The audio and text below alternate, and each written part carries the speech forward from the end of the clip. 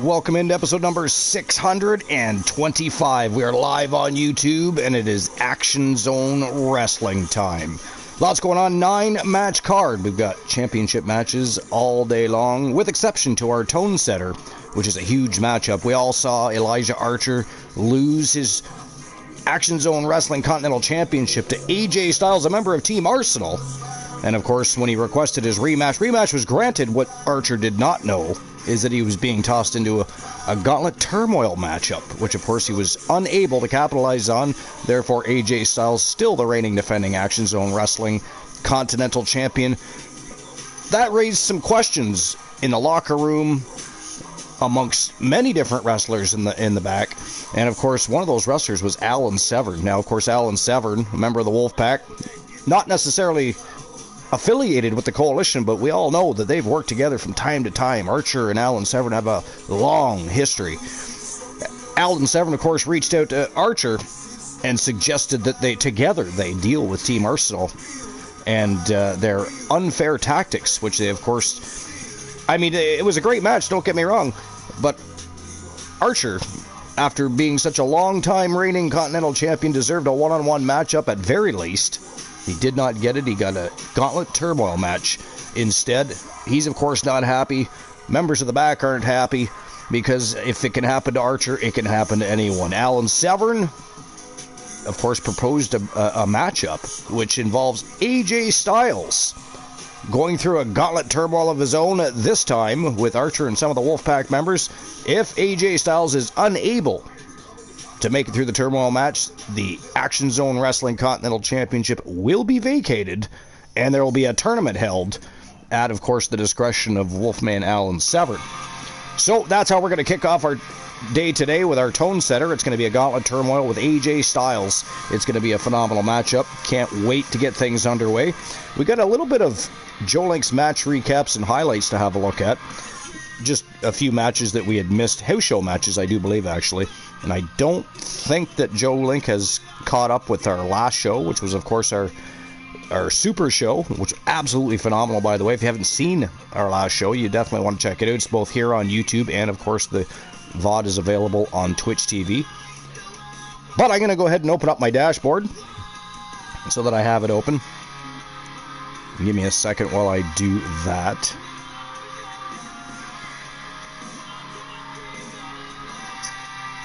Alright, there we go. We are live. Dashboard is open just in case any of our villainous members decide to come in and start trying to create some havoc, some turmoil of their own, if you will. But welcome in. It's going to be a great show. Again, we do have 9 matches. 8 of them are going to be championship matches. We've got the Legends Championship on the line today, both from the men's and the women's division. We have the Action Zone Wrestling World Champion going to battle today. We've got some tag team championships on the line, so it's going to be absolutely a spectacle today. But, actually, I don't know where I was going with that.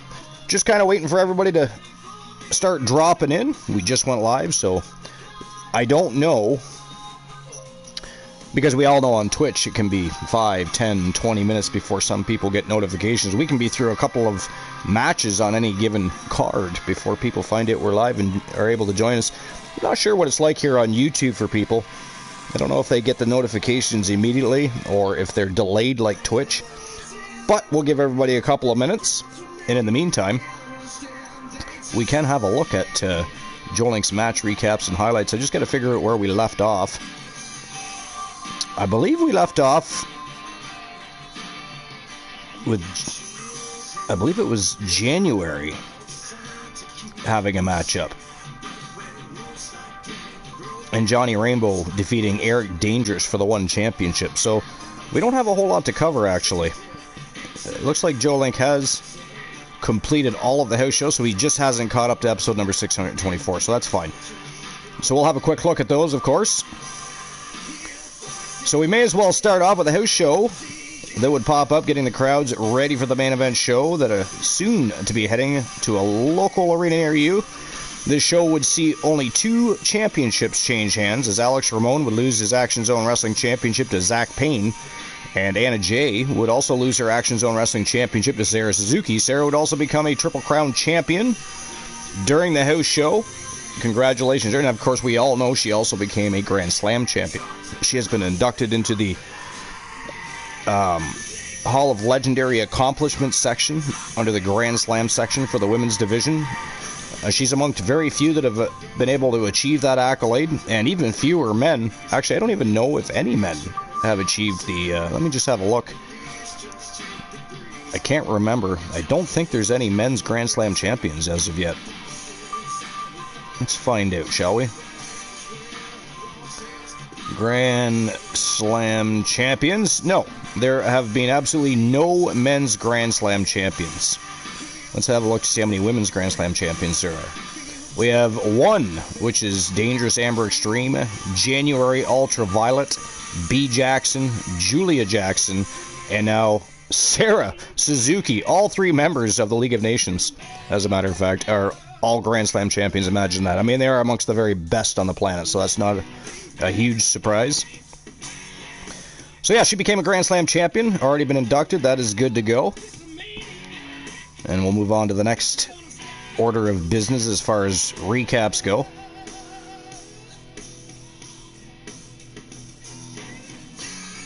Alright, so as the main event show inches closer, a house show event, another house show event, would take place featuring a new superstar, Subwoofer, winning his first matchup. Rhea Ripley would defeat Queen Dust by countout, and on the same fashion, Tyler North would retain his Pride Championship by countout as well. It was a shocker that Elijah Archer would be defeated by AJ Styles, and we just actually talked about that at the beginning of the broadcast. Archer would be defeated by AJ Styles, and AJ, of course, would become the new Action Zone Wrestling Continental Champion. The send-off match for the fans would be a women's elimination gauntlet for the BMF Hybrid Championship, and Asuka would become the new champion. And, of course, that's going to change here in just a moment as we read the final match recap, and that's the final house show before episode number 624.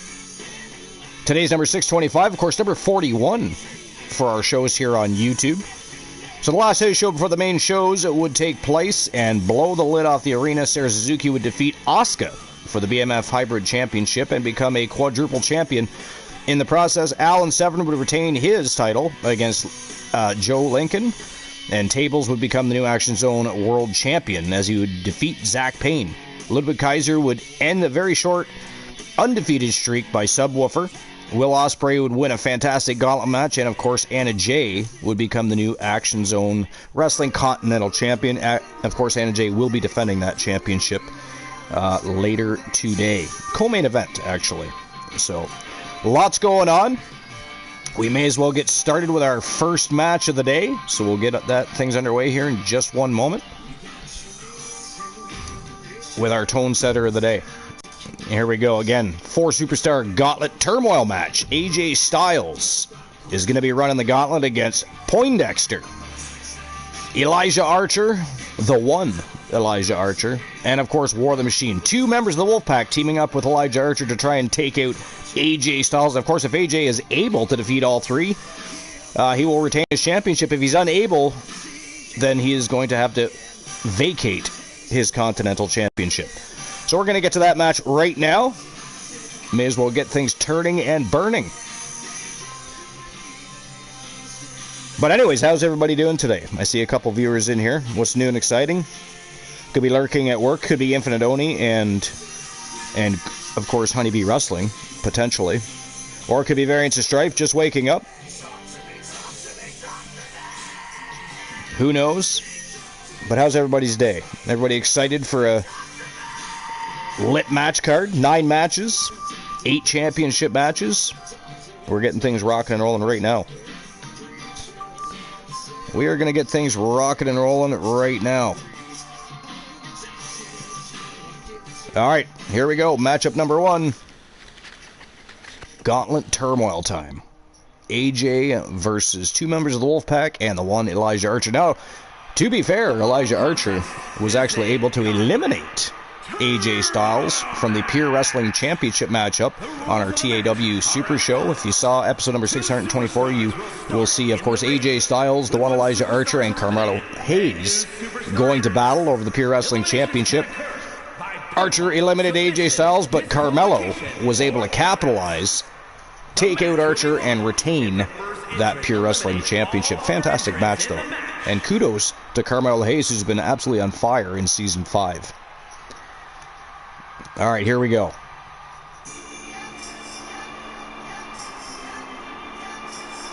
AJ Styles, of course, making his way to the ring first. I am kind of hoping that Archer comes out second or third.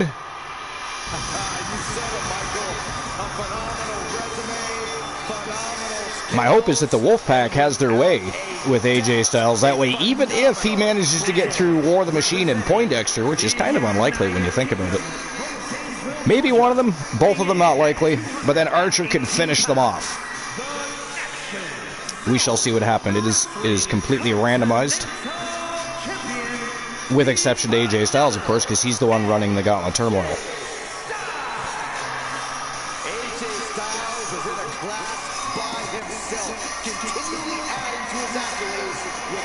I've always been a big AJ Styles fan.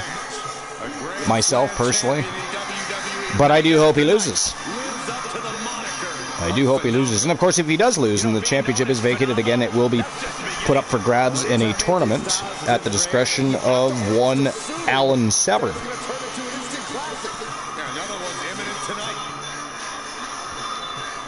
The Wolfman. All right, let's see who number 2 is. Let's go War the Machine. No! Oh, that did not go as planned. That did not go as planned. I was hoping that Poindexter or War the Machine would have been contestant number 2. Apparently that's not happening.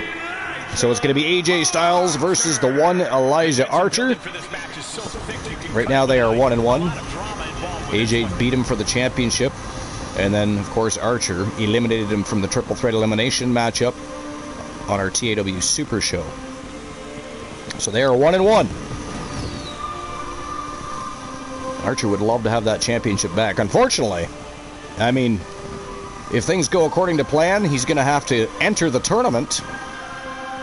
And that's if Wolfman Alan Severn even puts him in the tournament. It's totally at his discretion. We don't know what that tournament is going to entail. It's going to be a 1-on-1 tournament, a steel cage tournament. One never knows what the hell the Wolfman Alan Severn's up to.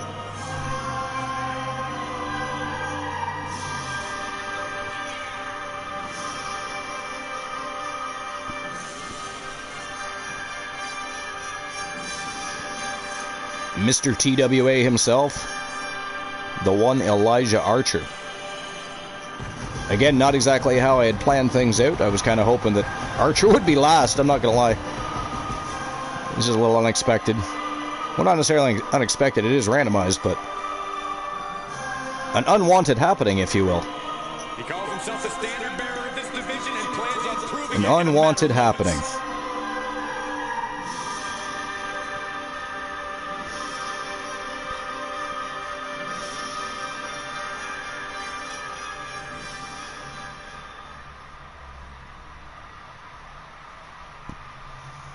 All right, here we go. We'll probably be having a look at the dirt sheets today because we don't have any more Joe Links match recaps and highlights. Of course, it'll be taking place after the tone setter, as usual. Oh, AJ with a flying forearm.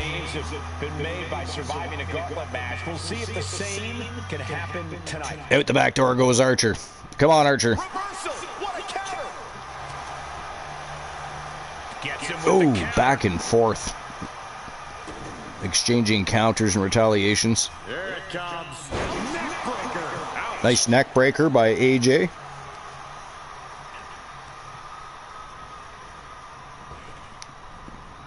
Gentlemen, and shoulders are down. And shoulders up before a count of 1. Yo, Oni, what's going on, buddy? Give me a few and I'll be in the broadcast booth. Fantastic. Looks like Infinite Oni is going to be joining us on the booth. Always good to have Infinite Oni at my right hand. Especially if Luke the Gooner 94 shows up on the broadcast booth eventually, because then we have at least some competency. Because, I mean, we all know Luke's a little crazy. We all know Luke's a little crazy. Infinite only kind of keeps things balanced out for us. Keeps it interesting.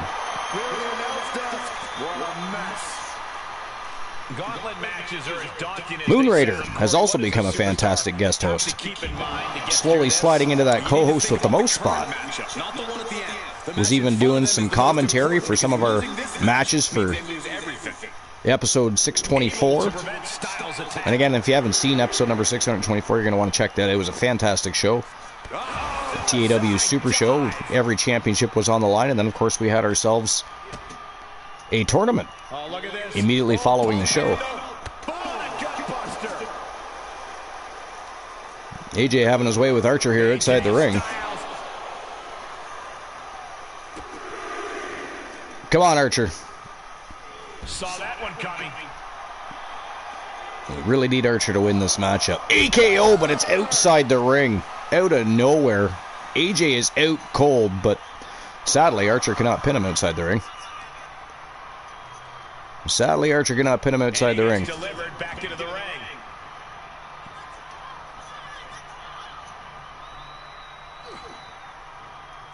AJ capitalizes on. Oh! Crossface locked in by AJ. Archer got right back to his feet, though.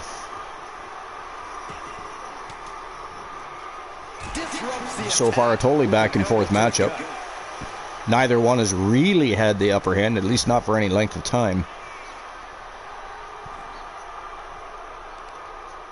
Oh, he's got him by the leg. Oh. A foot DDT by AJ Styles, trying to tear those ligaments in the knee and the calf muscles. What are they doing here? That arm's going to be sore for a while. Could affect all their offense. Reversal.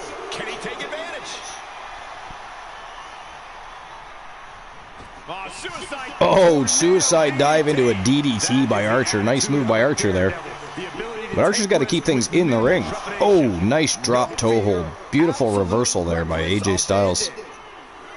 AJ Styles unleashing a phenomenal blitz on his opponent. They do call him the Phenomenal One for a reason. The Phenomenal One versus the One. Again, not how I had envisioned things happening here today. I was kind of hoping he'd have to go through Dex and War the Machine first. Oh, Archer was going to go for an AKO, but AJ evaded. Nice reversal by Archer. Big back body drop. There it is. AKO out of nowhere. Oh, 2 count only gets that shoulder up. Ref didn't even see his hand under the rope.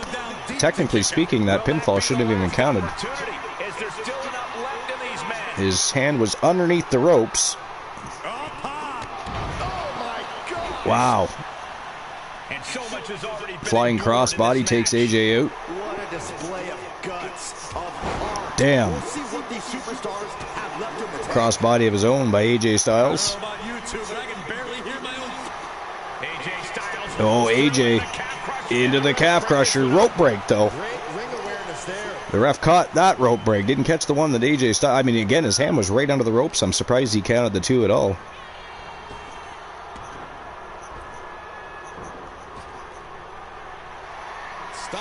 Uh-oh.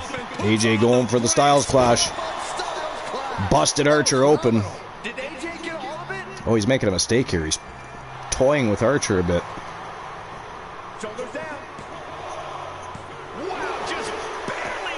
Just barely a 2 count. Archer got that shoulder up.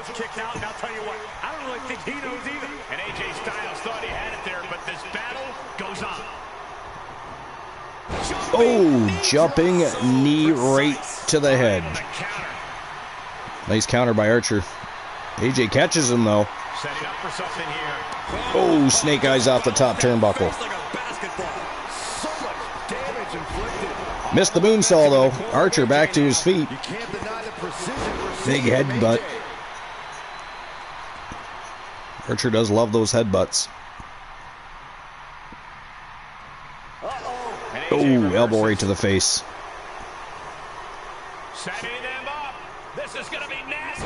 Damn.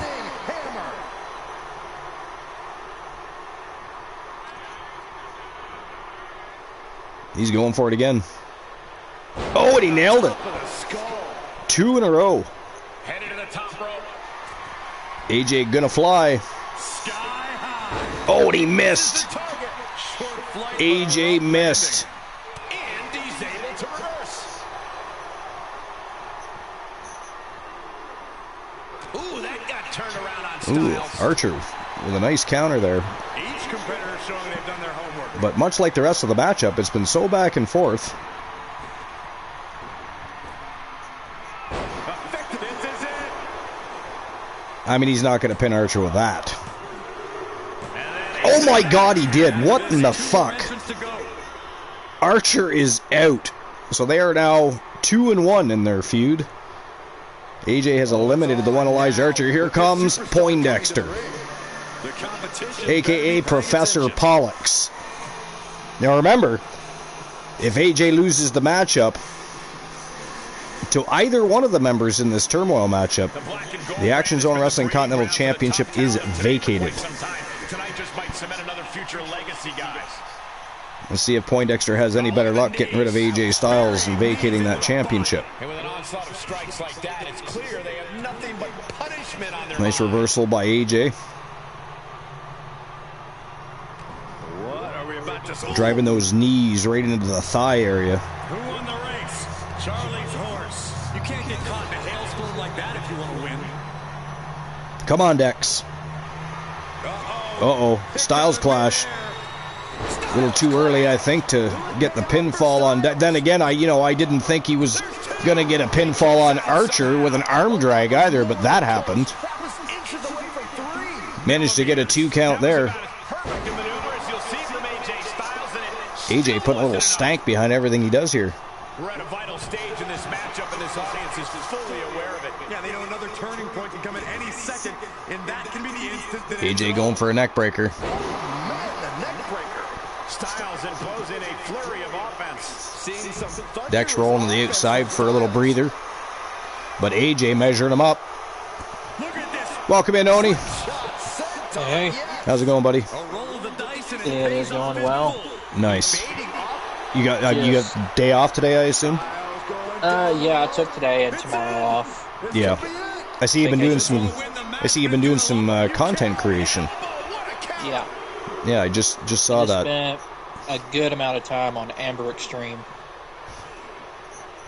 Now, did you have to create it yourself? Yeah, I guess because I don't think Joe has 2K25 yet, does he? I don't think he does. But, No.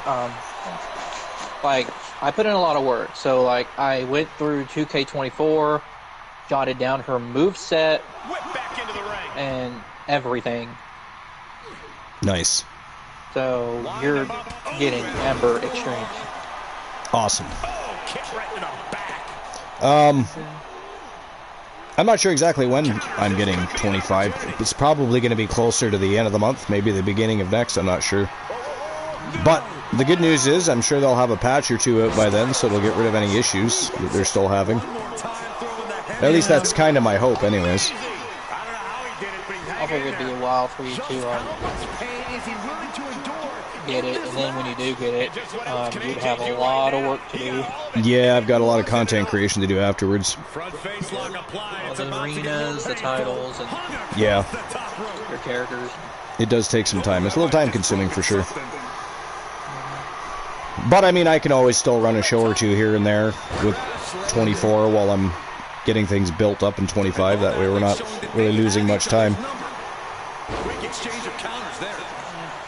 Brutal stomp to the But it'll be fun to start season 6. getting started. Look at this brutality. I mean, I don't really care for how they backtracked on the cross-platform with the different generations. I mean, I that was a dick move. I mean,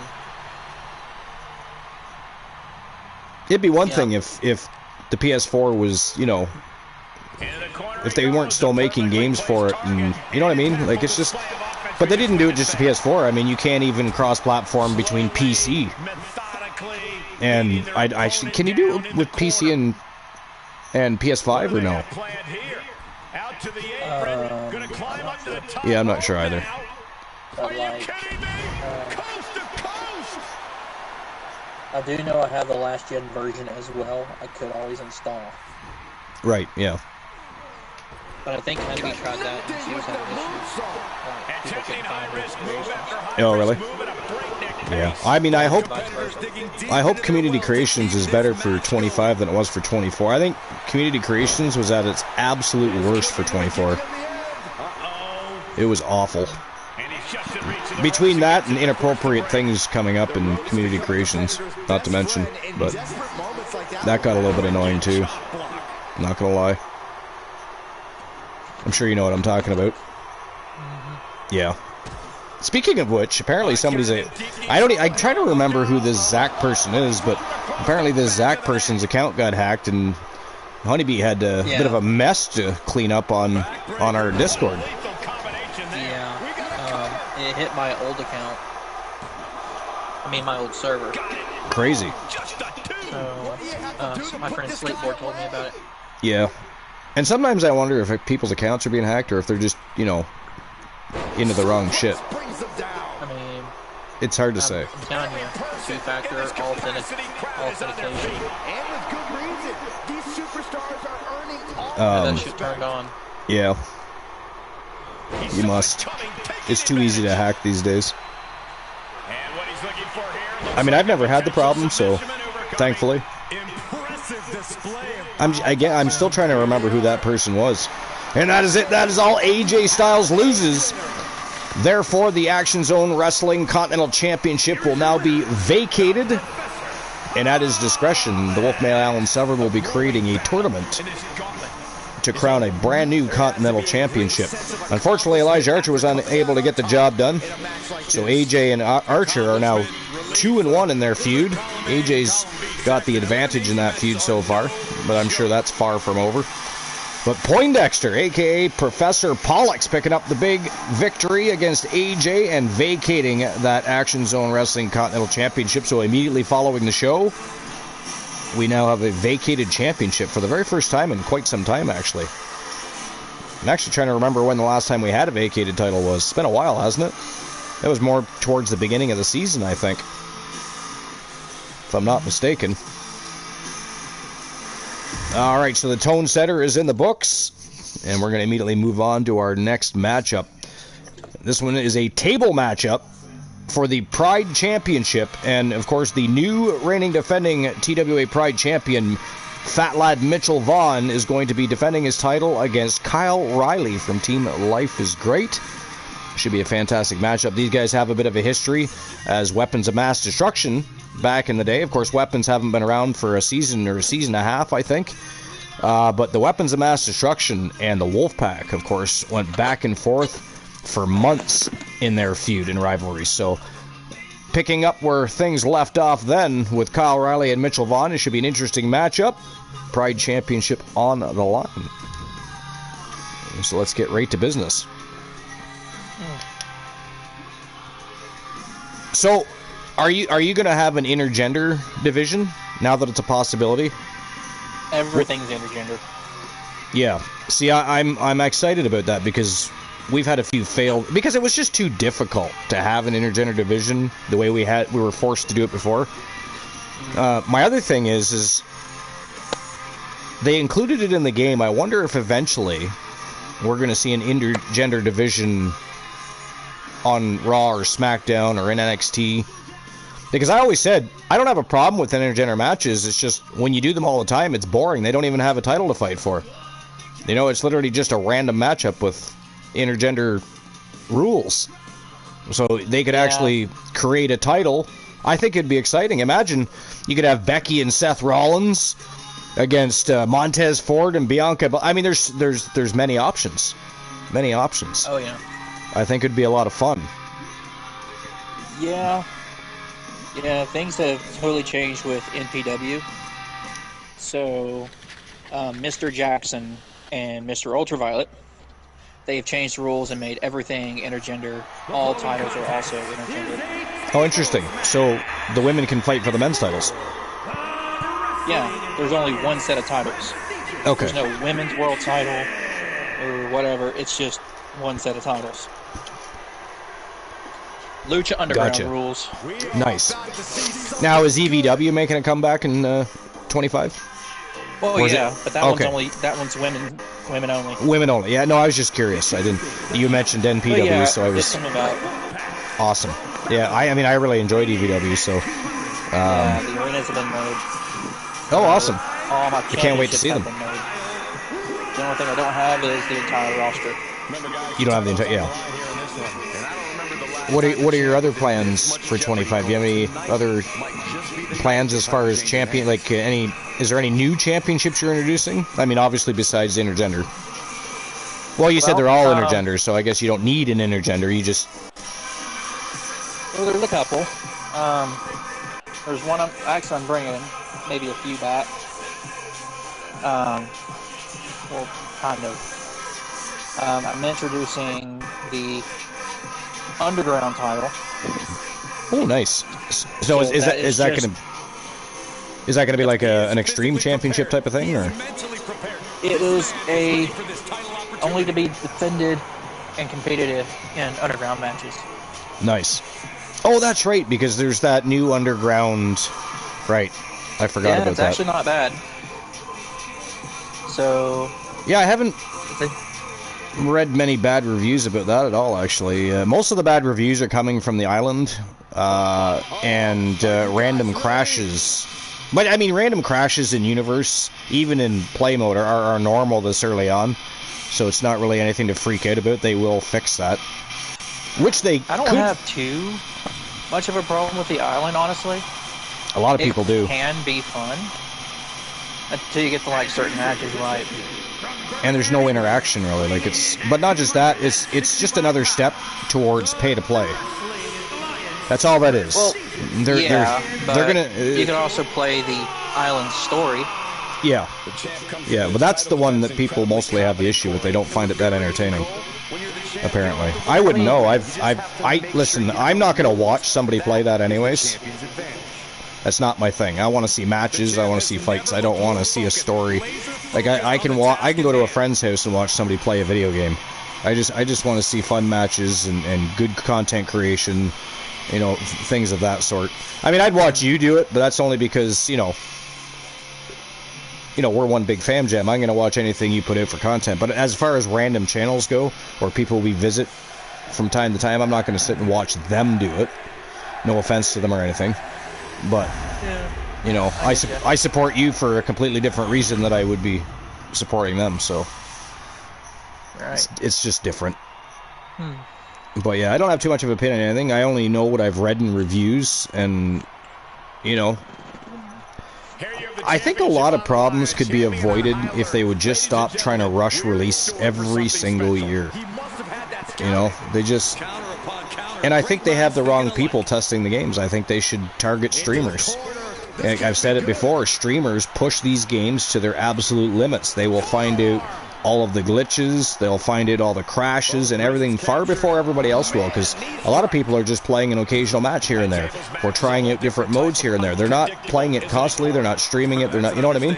I think if they would reach out and have the people that are going to be streaming these games play these games before release, I think they would have a much smoother launch.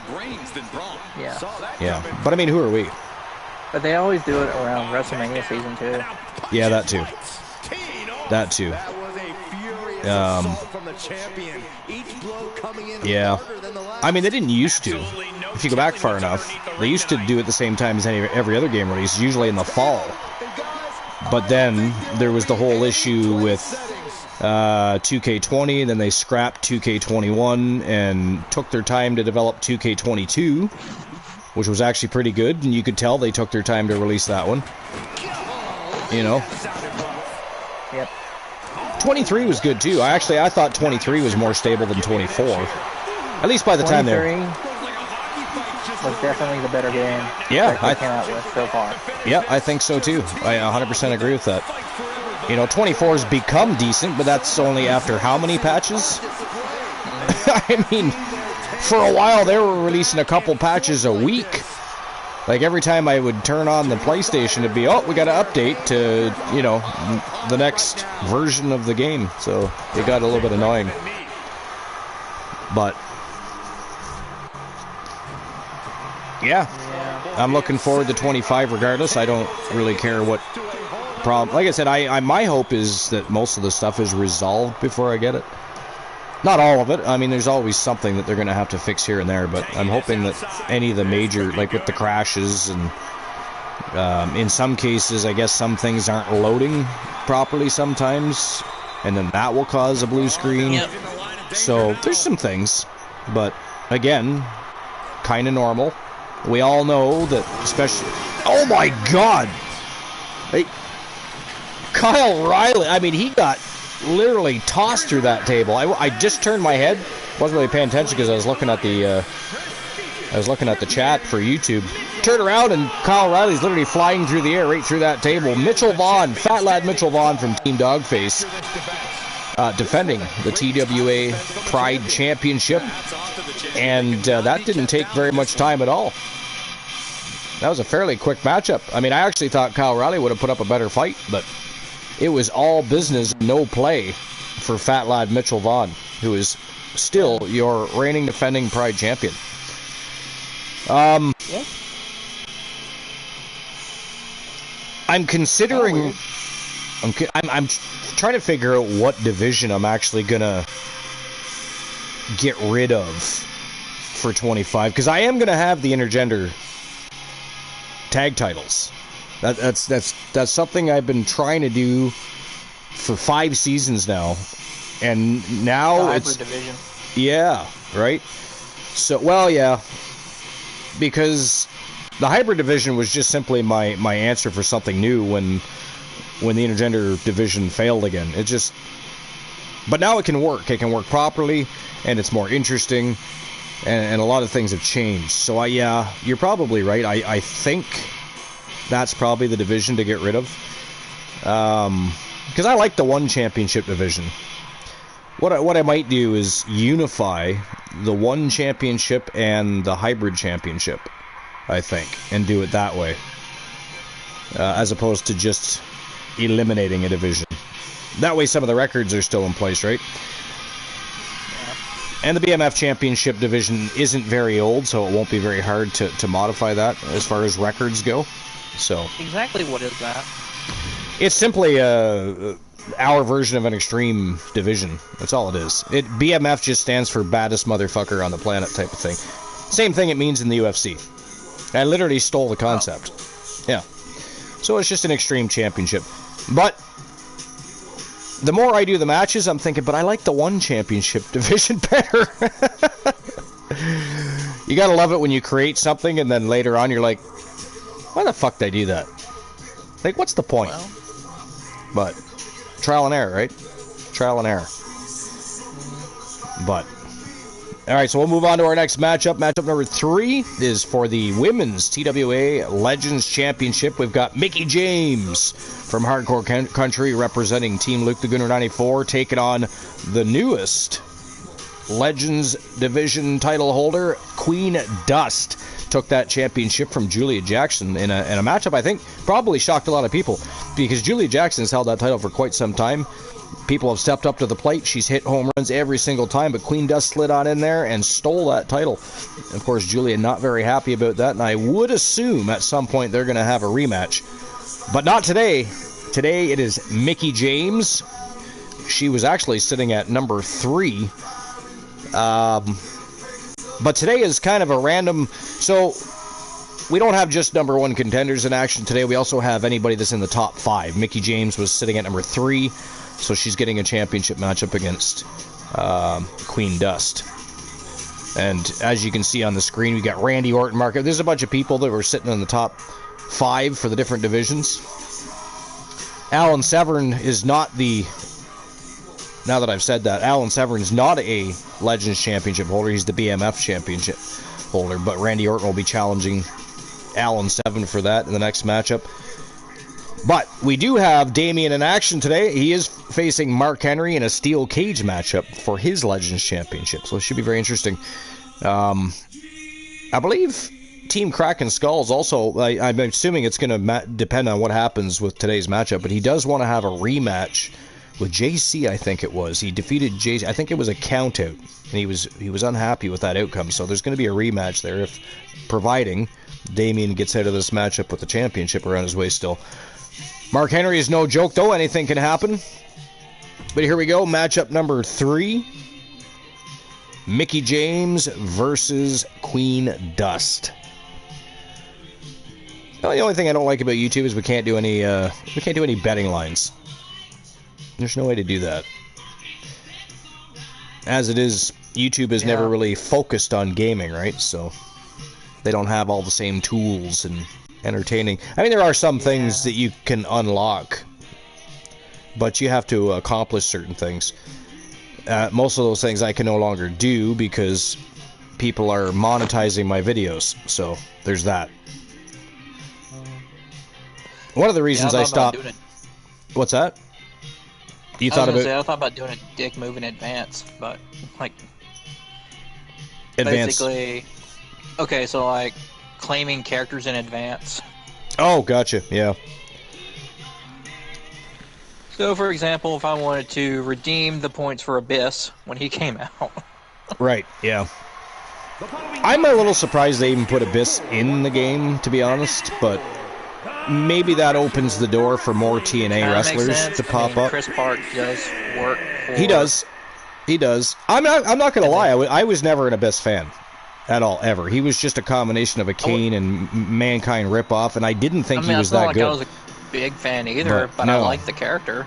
I said I liked the character. I mean, for me, it was just cheesy. I mean, he's a cross of like Mankind and Kane, basically. Yeah, he is. Yeah, and that's what I found cheesy. You know. It'd be different if, it was 10 years after those characters were done wrestling and somebody decided to do that kind of a gimmick, but I mean, I don't know. He was still doing it when those guys were active.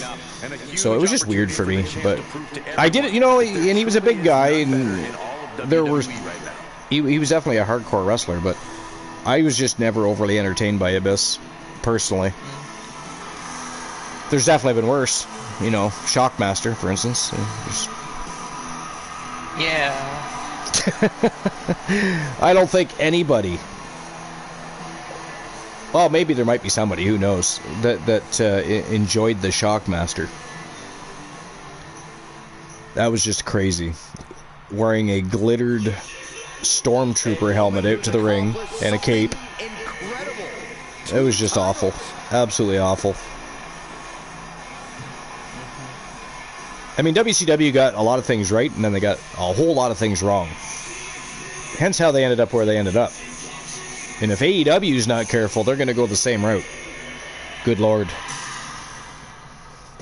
I can't believe where AEW even is, because when they started up, they were such a promising company. Such a promising company. But, and I've said it before, and I'll say it again, it's not the talent's problem. Listen, AEW's got some of the greatest wrestlers on the planet over there, but they've got absolutely no direction. They need to have... Tony Khan, first of all, needs to stay off social media when it, pertains to AEW. If he wants to talk about, football or whatever else, go for it. But I think he needs to stay off social media because he, more often than not, sounds like an idiot.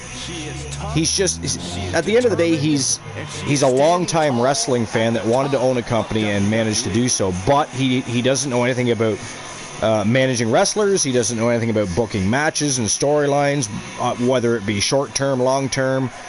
And a lot of wrestlers are just getting lost in the mix, He's had people there that could have helped him, and he didn't utilize them correctly. I think he was just hiring some of them as a slap in the face of WWE, I think, at one point in time. But yeah, he needs to get people in there that know what they're doing as far as booking matches and booking championships and better storytelling, No, they haven't always been about storytelling anyways. They were about wrestling action. But everybody knows a wrestling promotion, should they decide they want to be successful, you got to have some story there. If people want to watch flat-out wrestling, they'll watch amateur wrestling, or they'll watch, something different. Professional wrestling is the last of the Shakespearean art forms. It's many things all combined into one. And they started doing that but not well. Not well. But yeah, to me, Tony Khan is the problem. Tony McMahon! Yeah, I was literally just saying that. Yo, Mufasa, what's going on, buddy? Moon, welcome in. I was literally just saying that. Tony needs help.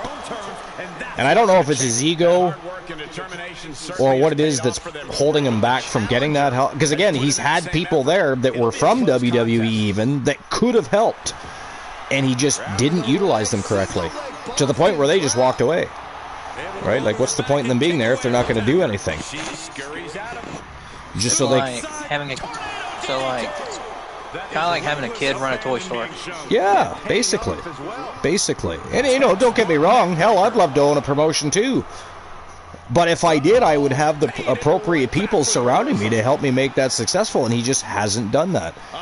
You know, unless you include the young bucks and active AEW wrestlers that are pretending to be...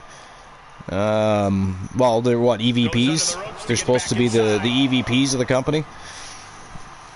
It's just silly. It's just silly. Yeah, I totally agree. Yeah. Young Bucks are strange too, you know, because I've never. They're good tag team. They're good wrestlers. But have you guys ever heard them in an actual interview? And like, I'm not talking about a shoot interview for AEW, but have you ever heard them in an actual interview when they are talking about pro wrestling? They literally believe they're amongst the best tag teams in the world.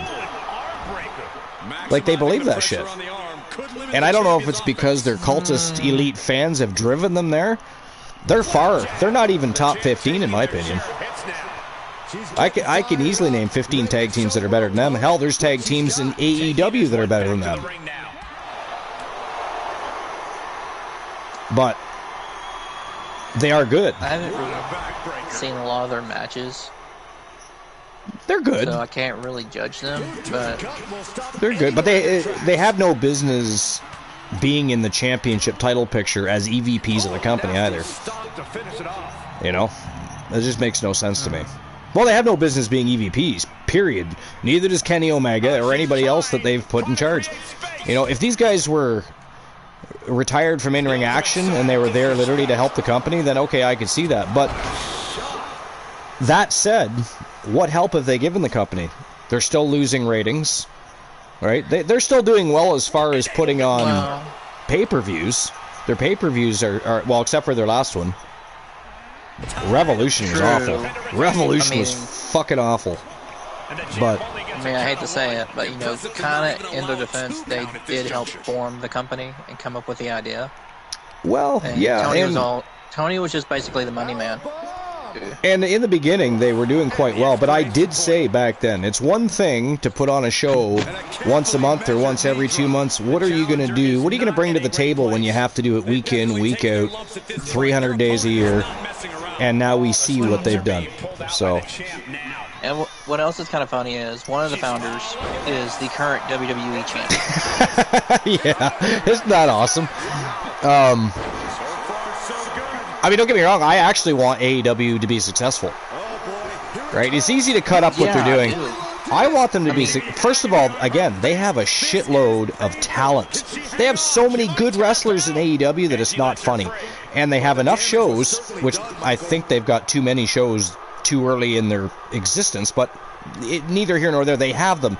So spread that roster out onto those shows a little bit, you know, and do like a brand split. Yeah, exactly. Do a brand split and get people there that can actually help. And for God's sakes, Tony Khan needs to step back and allow the people that know what they're doing to help lead the locker room and guide the company in a better direction. I believe it's possible. To me, it's whether or not Tony's ego will allow that to happen. Like this, I don't care. Like they're always, we're the second most profitable company. Yeah, we're not talking merchandise here. When you're talking success, you also need to have a little thing called viewers. Right? You need to have viewers. And that keeps depleting. And again, it's not because they don't have good wrestlers, it's because people don't understand what's going on. It's insane. And Tony paying all these wrestlers... Don't get me wrong, MJF, he is awesome, and he's only going to get better. But he is still a little green. That's going to change. He's not worth $60 million over 4 years. I'm sorry. What the hell has he done for the professional wrestling industry that you would automatically want to pay him $60 million? You know, it's just crazy. You know, invest some of that money in better areas. Like, I don't know, hire somebody to book matches, like Bruce Pritchard, or like there's a lot of people that could help. There's a lot of people that if he reached out, hell, people have literally, even in the last couple of months, spoke out and said, hey, if Tony called, I'd help him. Eric Bischoff was one of them at one time, and he's to the point now where he's like, you know what? I can't help Tony. He's right, he can't, because for whatever reason, Tony won't allow people to help him. They keep falling in the same trap. And it's a shame. Hell, you got... Now, granted, they're working with WWE, but look how well TNA's doing. If they're not careful, TNA is going to surpass them. Because now that they are working with WWE, they're going to get better marketing, better PR. They're going to sell a shit ton of merchandise. You know, they're doing all the right things. AEW could be doing this. They had their crossovers, right? They worked with TNA, they worked with NWA, they worked with New Japan Pro Wrestling, but nothing ever amounted to anything. And I hated how AEW was winning everything. Like, they actually went over and cleaned house as far as championships goes. And I'm thinking, what good does that do any promotion? I like how, you know, WWE people are losing in TNA, and you got TNA people losing in WWE. I like that. The fact that, say, I don't know, anybody really can go over to TNA, have a great match, but still put over TNA's champions. That's how it should be done.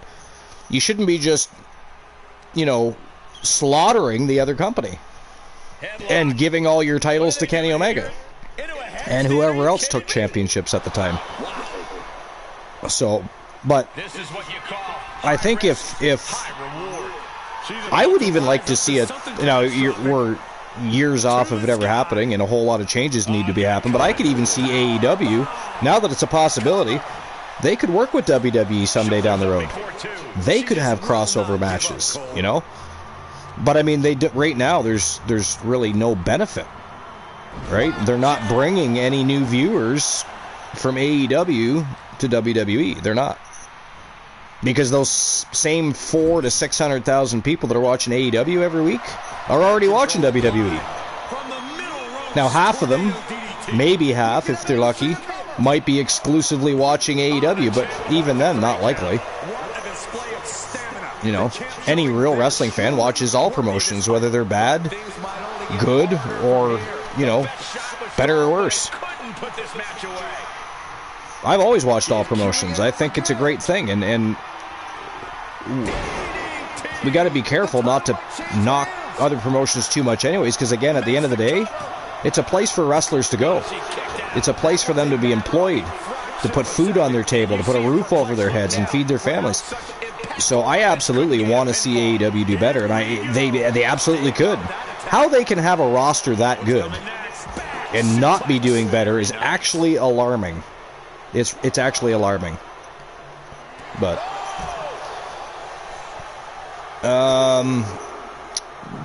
Mufasa says AEW are still working with New Japan Pro Wrestling and other promotions, but Kenny has won, I think, every... Yeah, I know, that's what I'm saying. And then Mercedes Moné. Oh, God, Mercedes Moné. I mean, I wasn't a Sasha Banks fan to begin with. Much less watch her doing what she's doing now. And she's literally in control of her matches now. Like, so she does not have to lose a match. And I thought to myself, why? Where? What does that benefit anybody? You know, if she's holding all the belts and she doesn't have to lose, I mean, does anybody else but me see a problem with that? I mean, I know Oni does. But, oh, hey, what happened?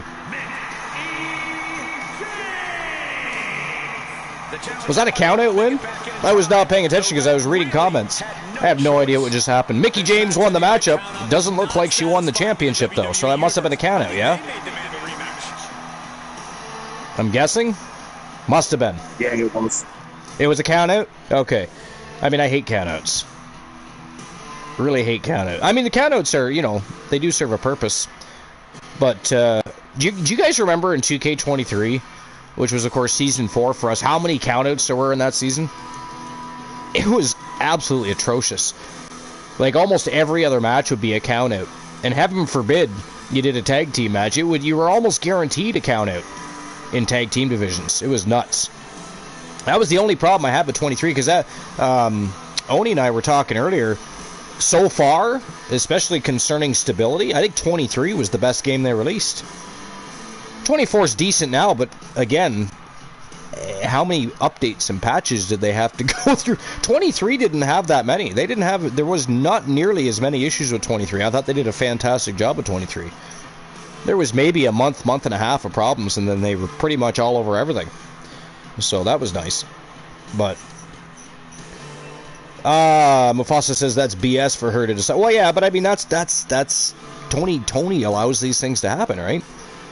You know, I mean, their EVPs were tag team. Are they still the tag team champions? Or do we have new tag team champions? I forget.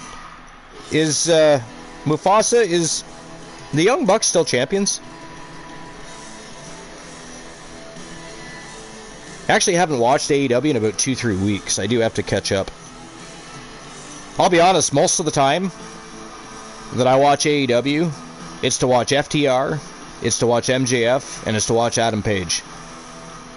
Right? And I believe, personally, that MJF, now it's going to be a couple years, but I think MJF and Adam Page eventually are going to be huge stars in WWE. Huge stars. MJF specifically. That guy's getting so good, so fast, he's so young, and he's already said on multiple... It's funny because you have some AEW cultist fans that'll be like, oh, well, Adam Page and MJF have zero interest in WWE. Well, that's pretty funny because they've both said how they'd like to be a part of WrestleMania. Because let's face it, if you're a long-time pro wrestling fan and you get into the business, you become a pro wrestler, and you don't have WrestleMania on your radar, are you really that interested in the business? Because don't matter if you're New Japan Pro Wrestling, if you're TNA, AEW, doesn't matter where you are, WrestleMania is still the biggest show for professional wrestling on the planet. And that's why I'm glad that the Forbidden Door got knocked down, because I would really like to see other promotions be able to partake in WrestleMania. Make it actually the biggest show for pro wrestling of the year. Not just the biggest show for pro wrestling in WWE. Right? It would be awesome. Imagine the TNA World Championship being defended at WrestleMania on either night 1 or night 2. How fucking sweet would that be? Right? That'd be awesome. I think personally, I believe that might happen in the future. I do really think that'll happen. And I would also like to see WrestleMania go overseas. It doesn't need to be just an American or a Canadian event, right? WWE's global now. They're sending SmackDown overseas. They're sending Raw overseas. I would love to see WrestleMania live from the Tokyo Dome. Could you imagine how big that show would be?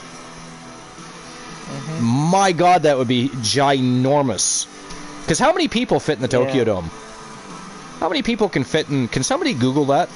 How many people fit in the Tokyo Dome for a professional wrestling event? Because I know it's a lot. Yeah, it is a lot. Dave Meltzer would shit himself if that happened. Dave Meltzer should shit himself anyways. That guy is... Here's the thing, though. Dave Meltzer wasn't always as he is. At one time, he was a credible source. I don't know what happened to him, or if it's just a lack of people wanting to deal with him these days, but almost half the things he says you got to take with a grain of salt anymore. Grain of salt. It's kind of crazy. All right, so congratulations to Mickey James from, of course, Hardcore Country, and represented by Team Luke the Gooner 94. Count-out win. But a win is a win, and I'm sure we'll see a rematch down the line between Queen Dust, should she retain her championship, of course, and Mickey James. I mean, I didn't see the end of the match. Actually, I didn't see half of that match. We were busy talking, so I was paying attention to chat. I have a habit of doing that sometime. But all right, here we go. Matchup number 4 is for the TWA BMF Hybrid Championship, we've got the Viper Randy Orton challenging the Wolfman Alan Severn. Should be a fantastic matchup. It's Hurt Syndicate. What's Hurt Syndicate? I'm sorry, what did I miss? Hold on. Oh, the Hurt Syndicate are the champions? Is that what you mean? Bobby and Shelton are champions? I missed that shit? I'm gonna have to watch that shit. Especially if they beat the Hardley Boys. I would like that. Yeah, okay. I'm gonna have to watch that. Young Bucks?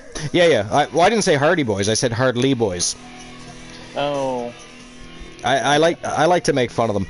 Truth of the matter is, they are very good. I just don't. Their egos are far too big. Because I'm sorry, but FTR is a better tag team than the Young Bucks. I challenge anybody to argue that. Have you watched an FTR tag team matchup? Those guys are fucking solid. They are solid. They never botch. They are high octane. They are technically sound. They can they can do it all. They can talk on the microphone. I love FTR. And they're not by any means the only tag team that I think are better than the Young Bucks. But yeah, so I'm going to have to watch that. I didn't realize that the Hurt Syndicate have already won the tag team championships. That's interesting. That's good, though. That's good. But what are they going to do with it is the question. Because the Young Bucks should not have been champions. And they should not be back in the championship discussion until they are no longer the EVPs.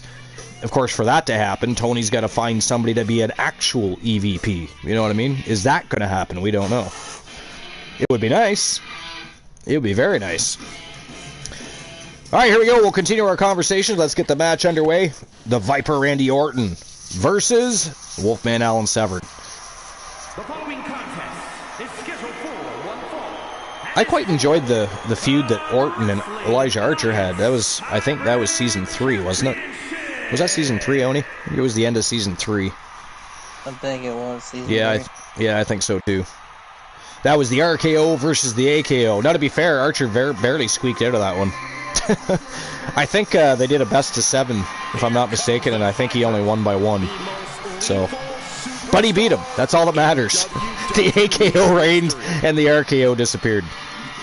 That's all that matters in that story. If you take anything away from the show today, it is that Archer beat Randy Orton, the AKO beat the RKO. That's all you need to know. Well, that, and apparently that the Hurt Syndicate is now the tag. That's a good decision. If they could just make decisions like that all the time. Because Hurt Syndicate, they're coming in with a whole lot of hype, a whole lot of steam, and let's face it, they are both good enough. They should be champions anyways. My problem is why FTR haven't been champions on a more regular basis. You know, if you want to talk about a team that can help lead the tag team division, FTR is right in front of you. Choices that they make in AEW are strange sometimes. Well, not sometimes, almost all the time. Again, I'm 3 weeks behind because I refuse to watch it live every week anymore, because every time I tune in, it's almost the same crap. Or you don't even understand, or they, when they finally change it up, you know, they don't have Adam Page and MJF coming out and talking for 25 minutes. They change it up, but then you don't know what the fuck is going on. It's like, okay, how did this feud start? Why are these teams facing one another? You know? I don't know. Again, I want to see AEW successful. I really, really hope eventually somebody gets in Tony Khan's ear and says, listen, Tony, you know, we can be actually competing with these other promotions if we do this, this, and this. But I don't know. I don't know if he's willing to. I think he likes being the fanboy promotion owner. I do. I don't know.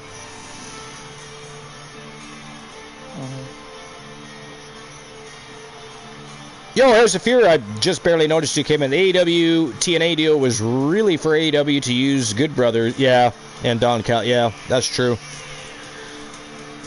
But that said, they still entered into that partnership, and in my opinion, that just did not go well, especially for TNA.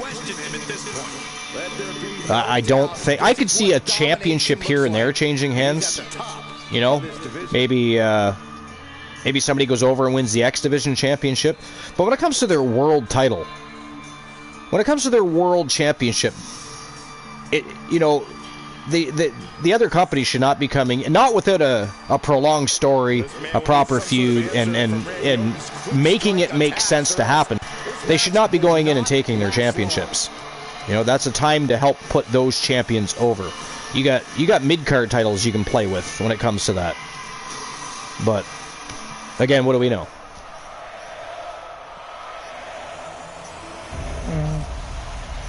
Well, actually, we probably know more than Tony Khan does, but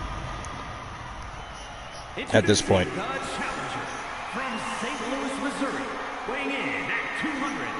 And it's strange how they're booking MJF these days, too. I don't quite understand that either.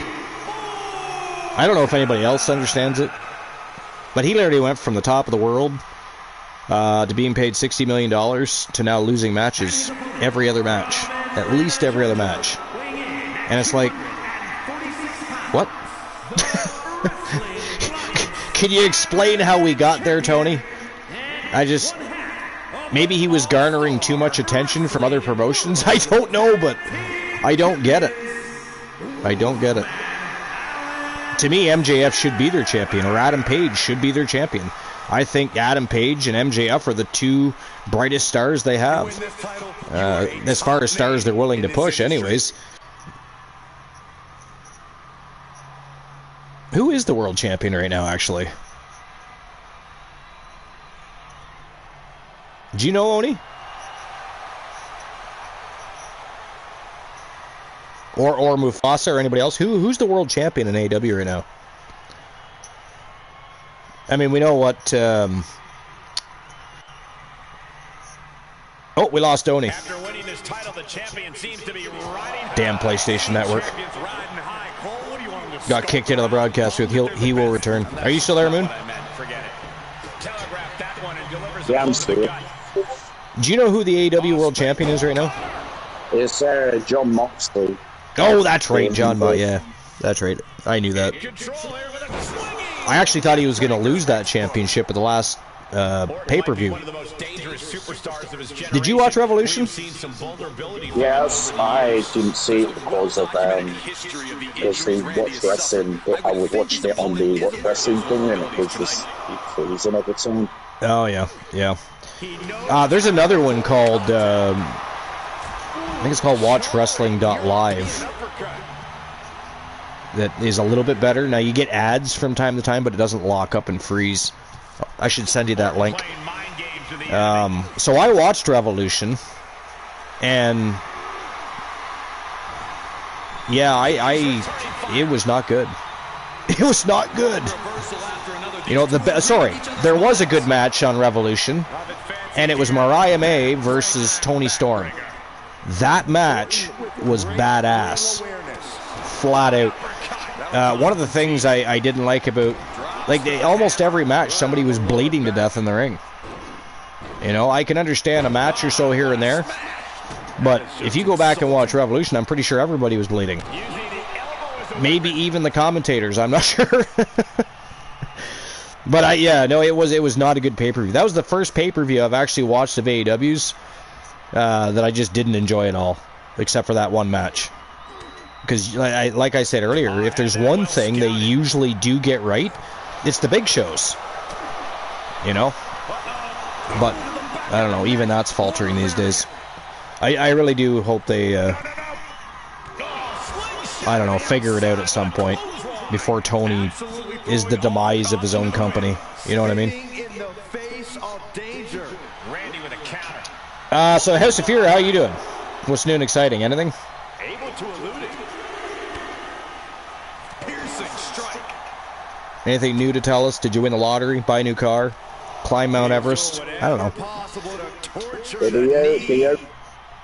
The team who the Hurt Syndicate of Lashley and that Shelton Benjamin beat was Private Party.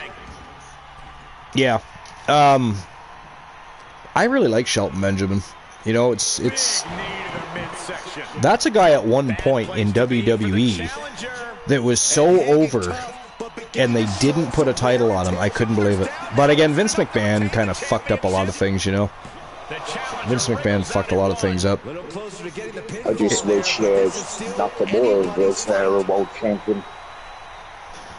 I don't understand. So here's the thing with Nakamura is I'm surprised he hasn't been released, because they seem to have a real, I don't know why, but they seem to have a real issue figuring out what to do with Nakamura. Then they finally figure out something interesting to do with them, and they piss it away. Like the samurai thing, right? I thought that was cool. I think Nakamura is a great wrestler. So I don't understand what the issue is, but from what I'm reading is his contract is coming up, and unless it's just all bullshit, they might not have interest in re-signing him. Which I do have a little bit of problem believing. I guess we'll just have to wait and see, but that's what the dirt sheets are saying these days, is that Nakamura's contract is coming up shortly, and they don't have any interest in resigning, which I guess would explain why he lost the title so quickly to LA Knight right before WrestleMania. Right before WrestleMania, which is weird. But dismantling the arm in the corner. Gotta hurt. And he was ready for Pardon me? Reversals, and more reversals. Really got the win there for me. Oh. Took a massive risk, but it might have paid off. I wonder if New Japan will ever work with WWE. He takes control. You know, if not New Japan Wrestling, I would like to see the NWA get a little bit of love. You know,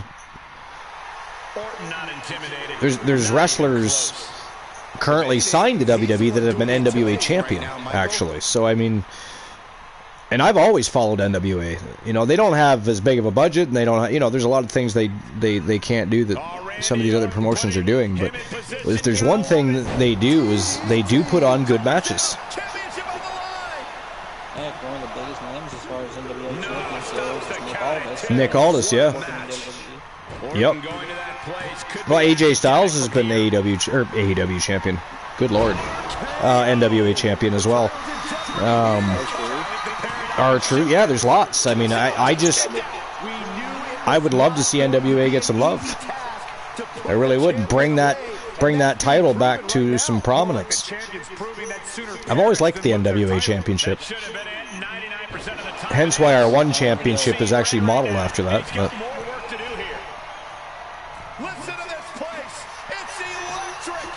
Jesus, Alan Severn's in trouble here, it looks like.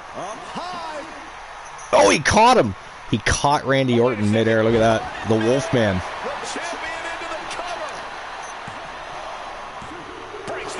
Oh, I thought he was going to get a 3-count into that.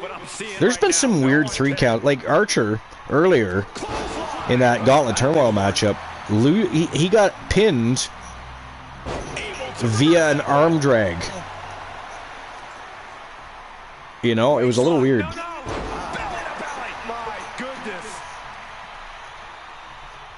I can hear something.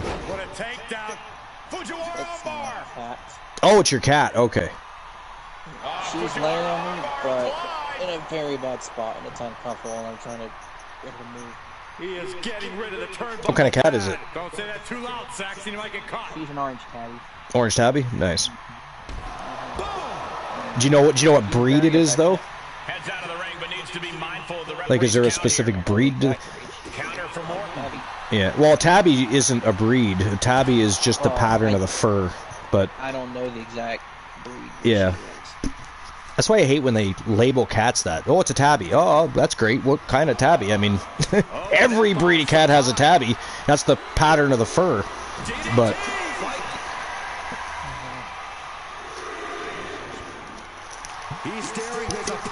you know what, though? Orange tabbies are always beautiful. So it doesn't even matter.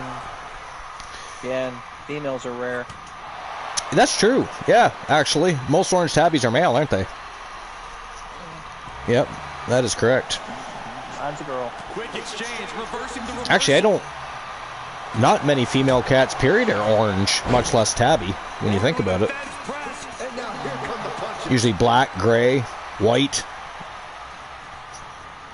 Wonder why that is. That's another thing.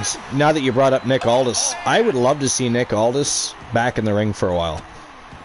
You know, maybe have, because he's still young too. You know, he's not that old. You know, he's no spring chicken, but he's not that old. He could easily have a couple-year run. He's a fantastic wrestler. Fantastic wrestler. Did you guys see that Mickie James got replaced by Michelle McCool for the LFG show? Yeah, so, I bet Gunner's real happy about that. Oh, I bet you he's very excited. So apparently what happened was, like, Undertaker didn't want Mickie replaced. What he wanted was just to have Michelle included into the show. And for whatever reason, they decided, okay, well, let's replace Mickie with Michelle. Because Undertaker just spoke out about that to clarify things. Just that was not anything to do with him. All he wanted to do was get Michelle included and involved with LFG. And then, I don't know who made the decision. It didn't really say, but whoever made the decision flat out replaced Mickie. So, which is a shame, because Mickie has lots to offer. But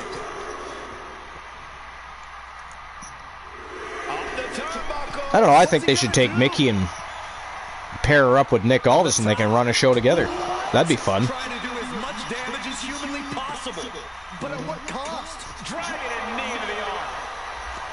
We better not get another count out here.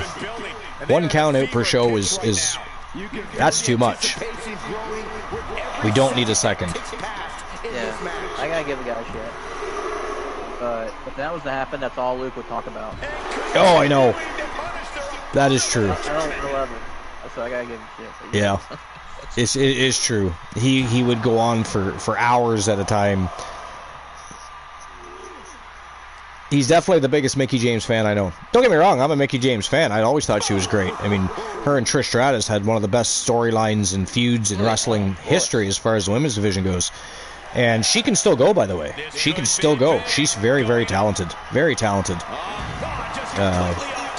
One of the best of all time.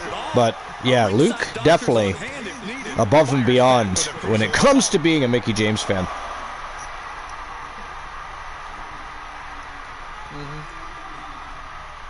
I wonder where Luke is today. Last time I saw on Discord, he was playing 2K25. Is he? Now, is he live or is he just playing it? I think he was just playing it. I should send him a message and say, how dare you?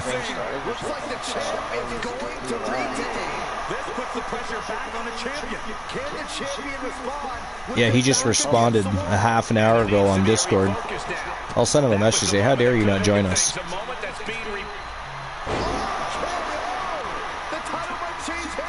Oh, where is he? There he is.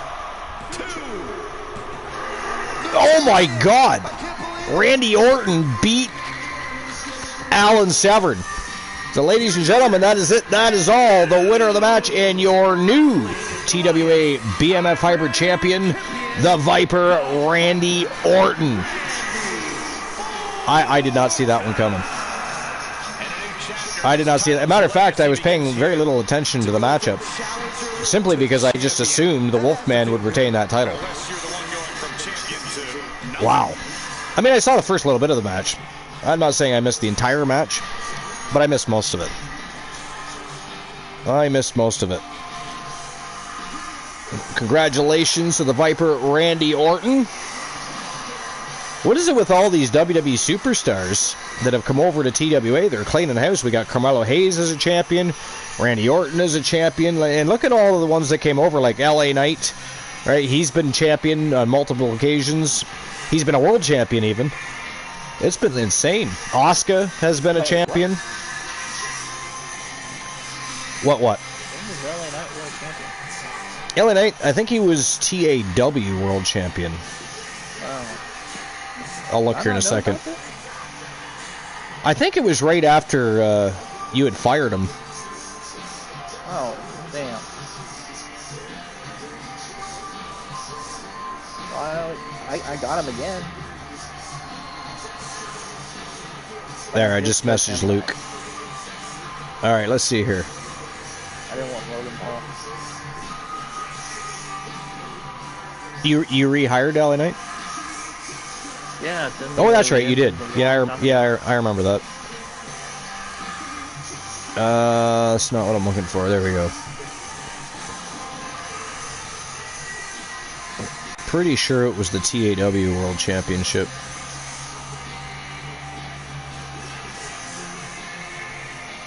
Yep. He beat Luther Brody for it. And then Mufasa took the title from LA Knight. Matter of fact, Mufasa's enjoying his second reign as champion right now.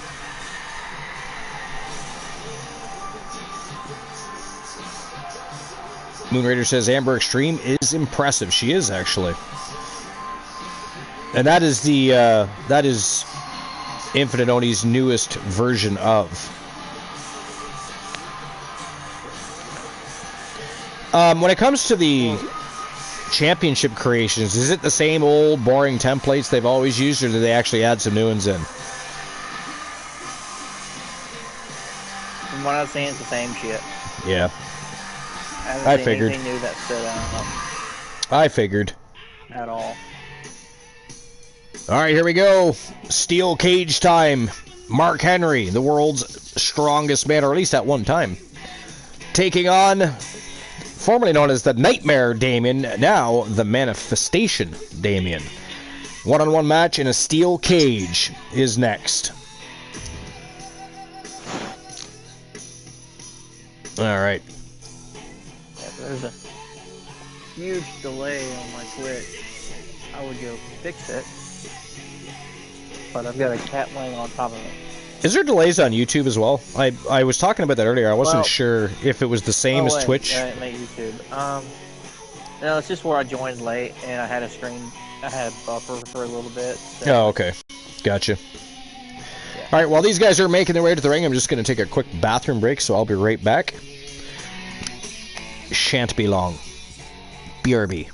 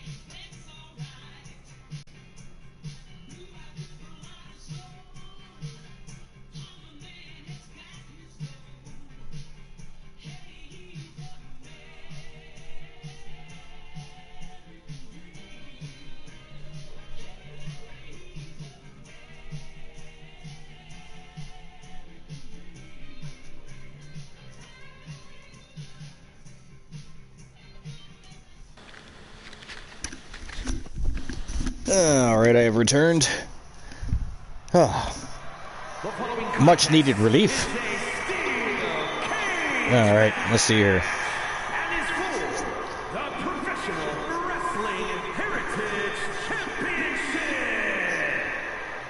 So, Oni, is there I'm going back to AEW again. Is there an AEW wrestler you'd like to see go to WWE? There's only one that comes to mind at the moment. Which one? And it's a fairly obvious one. MJF? Oh yeah, but if I can try to think of another one. I would actually like to see. Remember, guys, Adam Page too. I truly believe Adam Page would be a huge success in WWE. I really do. I like Adam Page. Now they probably wouldn't call him Hangman Adam Page. They'd probably have a new name, but the challenger looking determined. He will need the performance of a lifetime to become champion. I mean, he might keep the name Adam Page. Chances of that happening are actually fairly good these days. The only guy that changed his name was Ricky Starks, but he did that willingly. That was his thing. And there's a reason why he changed to Ricky Saints. He just did an interview not long ago, actually, and was discussing why he changed his name. Because a lot of people were all pulling a Vince McMahon and changing. No. Ricky Starks changed his own fucking name, and there was reason behind it, and it makes sense. And it's kind of like people wanted Gunther to go back to being Walter, right? But there's a reason that he kept the name Gunther. Now, when it comes to Gunther, it's mostly due to his grandfather, is why he kept that name. So you're probably never going to see him become Walter again, because to him it's like paying homage to his grandpa. And I'm perfectly fine with that anyways. But I can't remember exactly what Ricky Starks had said, but he wanted to clarify things, so he spoke about the change from Starks to Saints. And, I'm all for it, I think. And by the way, except for his... I don't like the 3-second pose thing he does. I hate that, actually. It's just, it's for lack of a better term at the moment, weird. Why does Damien have 2 Legends Championships? I'm so confused right now. Like, is he transgendered? Like, is he holding the women's and the men's? Like, what's going on here? Damien has 2 Legends Championships. Introducing the challenger from Silsbee, Texas, weighing in. Crazy. I guess.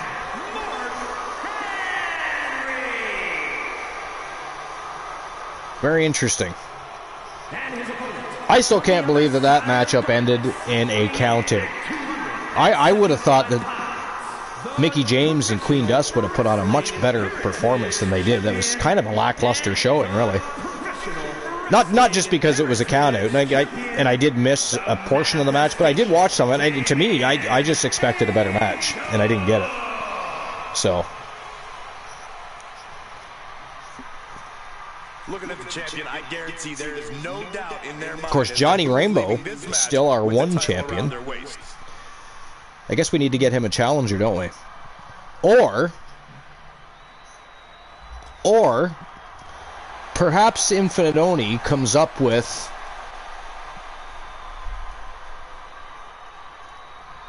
a list of people that we can throw into our polls to determine that next contender. Instead of having everybody, which we normally do, everybody comes up with an idea and we throw it onto the poll. Perhaps Team Infinite Oni could come up with a list of his own of potential challengers for Johnny Rainbow, and those are what we put on the poll, and then people simply vote. Or I see where you're going with it, but I'm sure you're going to need it every single time. So I think what you're saying is, going forward, the champion, whoever the champion is, should have a list of names that... Yeah. Well, I mean, if Johnny Rainbow keeps defending the title, then absolutely you could keep doing it. Why not? But like, if B. Jackson was to win it, then Honeybee would be the one. It's interesting how the cage indicator comes up from time to time, and there's another indicator that pops up from time to time. I have them all off. They're all off. So never quite understood that. Instant kick out from the champion. He is still very much in this. What a punch. Haymaker after haymaker. Oh, we got ourselves a back and forth fisticuffs here. Two gigantic men in a bar brawl. I gotta tell you, I wouldn't want either man punching me in the face. I'll take the 0 on both. I mean, Mark Henry and Damien both have fists that are the size of the average person's head. I'm good.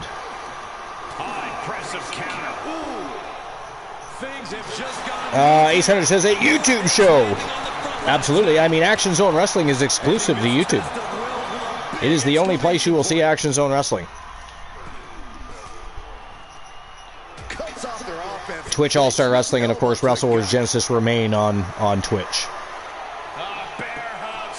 Though, you know, in the past we have had, you know, pop-up tournaments on occasion from Wrestle Wars Genesis and Twitch All-Star Wrestling, but highly unlikely to happen in the future, just simply because Action Zone Wrestling has really just developed itself into a... Because, I mean, we used to have YTD, right? It was YouTube Development League. But Action Zone Wrestling has become far greater than YTD was. It's no longer development. It is a competing brand. And we certainly didn't need a third show specifically for Twitch. And I thought it was about time we returned to YouTube. I mean, let's be honest, the real reason we left YouTube for a while is because I was butthurt over WWE and its subsidiaries monetizing my videos so that I couldn't, you know, make any money on YouTube. But then I got to thinking, when the hell have we ever been... When did we ever give a shit about that? You know, we're in for the content, for the camaraderie of the community, for the fun and fun matches and events that we put on. So, you know, it was just due time, I think, that we returned. So, this is the first one since November, I think. Mostly because of my circumstances, which has now changed, thankfully. I don't have to worry about those problems anymore. Our next show will be Wrestle Wars Genesis. It should be on Thursday. Wait. Yes, Thursday, because I work tomorrow and I work Wednesday. I'm off Thursday, Friday. So I think we're going to have Wrestle Wars Genesis on Wednesday. And then we might even do another Twitch All-Star Wrestling on Friday. And then we'll see what my schedule looks like thereafter so we can do another YouTube show. In search of some footing to make this huge climb. Probably a Vince thing because WWE loves YouTubers now. Yeah, probably. I don't know. I mean, it's that whole issue with copyright and stuff, right? As far as music and... The thing that annoys me is it's a wrestling game. And I don't think we should be penalized for streaming it. Literally every time we run a show, we are advertising for 2K. We are advertising for WWE. Through logos, through music. Oh my god! Mark Henry won? What in the fuck is even going on today? This has been a strange day of matches, I'm not gonna lie. Mickie James and Queen Dust ends in a frickin' countout. Alan Severn loses his BMF title. Damien loses the Legends Championship. Wow. So that is it. That is all. Ladies and gentlemen, the winner of the match and your new TWA Legends Champion, the world's strongest man, Mark Henry. Hey, look at Damien. He's just leaning against the ring post trying to figure out what the hell just happened. How things managed to go wrong for him in that matchup. I'm trying to figure out the same damn thing. What a weird day. I mean, what else is going to happen? Talk about unpredictable today. Good Lord.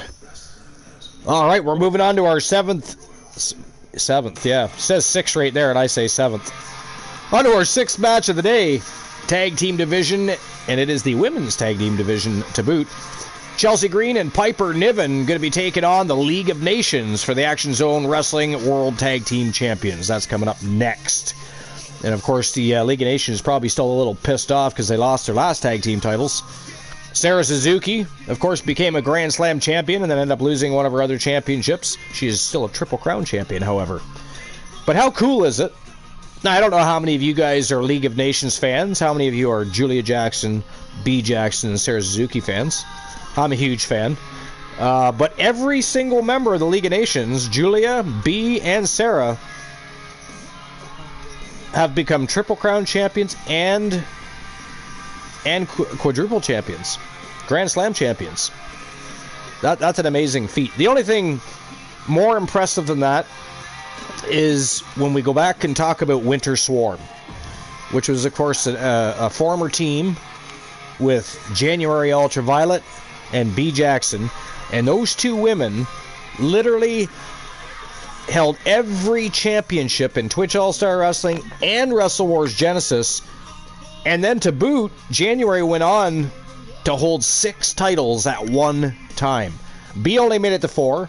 January made it up to 6. Absolutely impressive feat. She's the only superstar in TWA history in 5 seasons, almost 6, soon will be 6, to ever do that. And that, I'm be honest, that may never happen again. Right? I mean, look how long it took for us to get another Grand Slam champion. There are 0 men's Grand Slam champions. 0. The women are winning all the titles. It's absolutely insane. But I don't know if that'll ever be replicated. I really don't. As much great talent as we got coming into TWA, January, I think that's something that's never going to be beaten. I really believe that, because January is just such a special character, a special wrestler, you know, and she did it in a time, and not to say that there wasn't great superstars then too, but she did it in a time where we're in a bit of a transitionary period. If you look at today's roster, it is so deep, so talented, so many great wrestlers, right? You know, with the additions of people like Sarah Suzuki and people like that. So, I mean, it's just different times. But January, I think that's just a record that nobody's going to beat. I really think that. But yeah, they held every single championship in the women's division on 2 different brands at the same time. It was absolutely phenomenal. And I'm glad we were able to celebrate that. I really am. It was so awesome. That's something I'll never forget. It's something we can never forget, especially, I guess, from Team Infinite Omi's perspective. He's certainly not going to forget it. No. But speaking of B. Jackson, here we go. 6th match of the day. League of Nations accepting the challenge of Piper Niven and Chelsea Green. By the way, Chelsea and Piper have been champions before. Green, Piper Niven, 2 women who are not here to make Or wait a minute, have they? Maybe I'm thinking of... destined for greatness like they are. I'm going to look now. I might be thinking of Katana Chance and Caden Carter. I know they've been champions for sure. But I feel like so have Piper and Chelsea.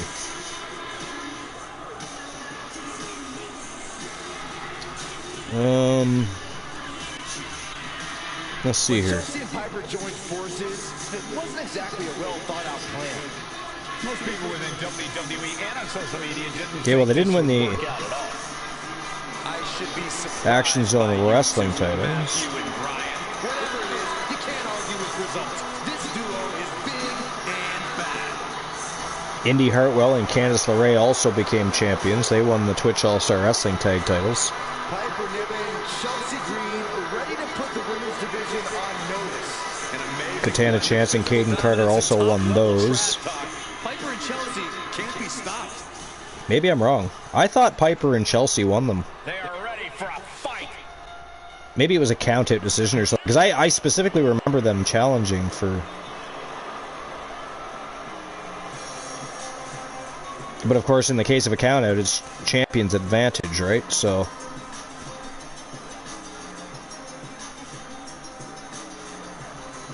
Yeah, no, they didn't either. I don't know why I thought they did. Again, it must have been... Because I know they beat the champion, but it must have been count-out.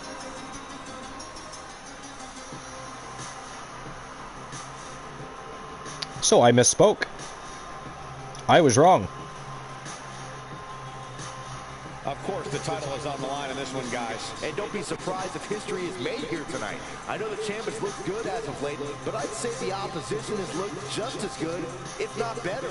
Yeah, so we have no, obviously, men's quintuple or sextuplet champions. We have no men's Grand Slam champions. And the last time somebody was inducted as a Triple Crown champion, it was actually TDL. They were inducted together. They both held 3 championships. So far this year, we've had 2 people make it to Triple Crown status. Before that, it was Zach Payne in November of last year. Before that, it was Joe Davis in August of last year. Elijah Archer finally got there after 5 seasons, back in August. DJ Snow, before he went through his gimmick change. That was back in April. Same with Joe Lincoln. Both of them were back in April.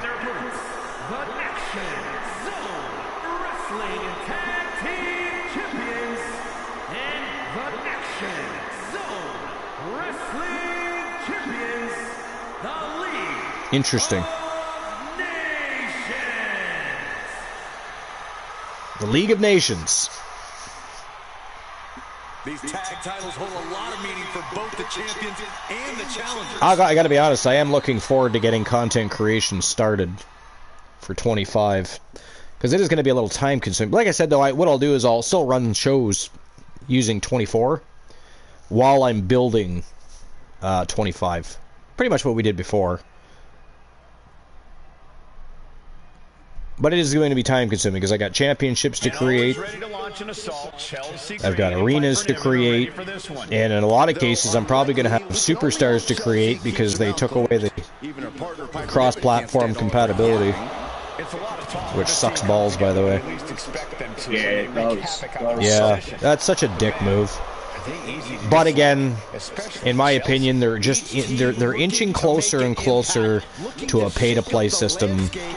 And they're just going to do, you know, if you want to do certain things, you're going to have to pay for it. That's just the way it is, I'm pretty sure.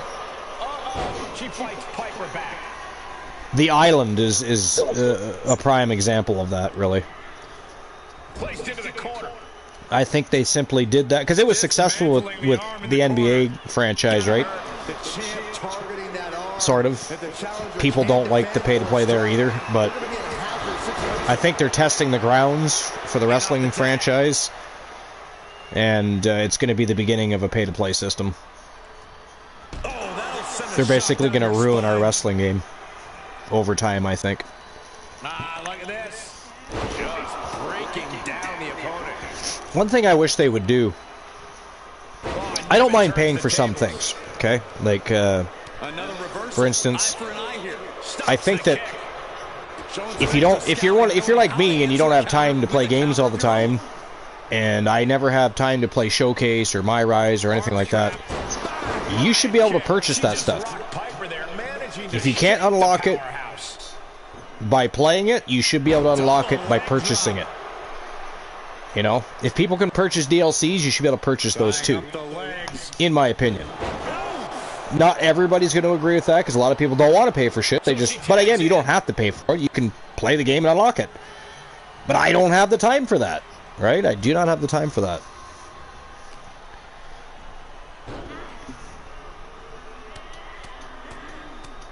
But it is what it is. It is what it is. So I know Raw has a special start time in the UK today. Is this a special start time everywhere because they're in Belgium? Like, should I be more informed on that situation than I am? Does anybody know?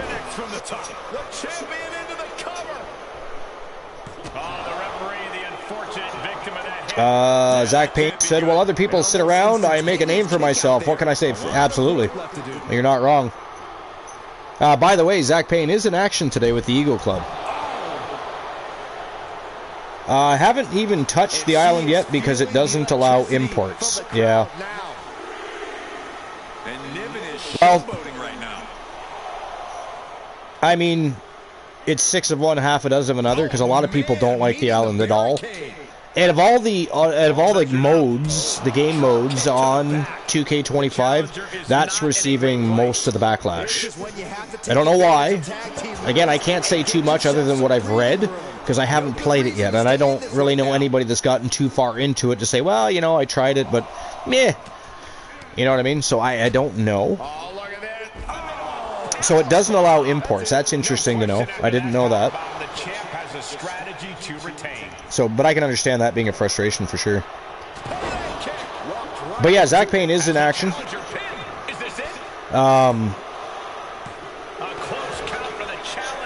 Oh, wait a minute. No, they're not, because they're going to be in action on Wrestle Wars Genesis. They are going to be in action on Wrestle Wars Genesis. I'm incorrect. But they have a date with the Tag Team Champions on Thursday.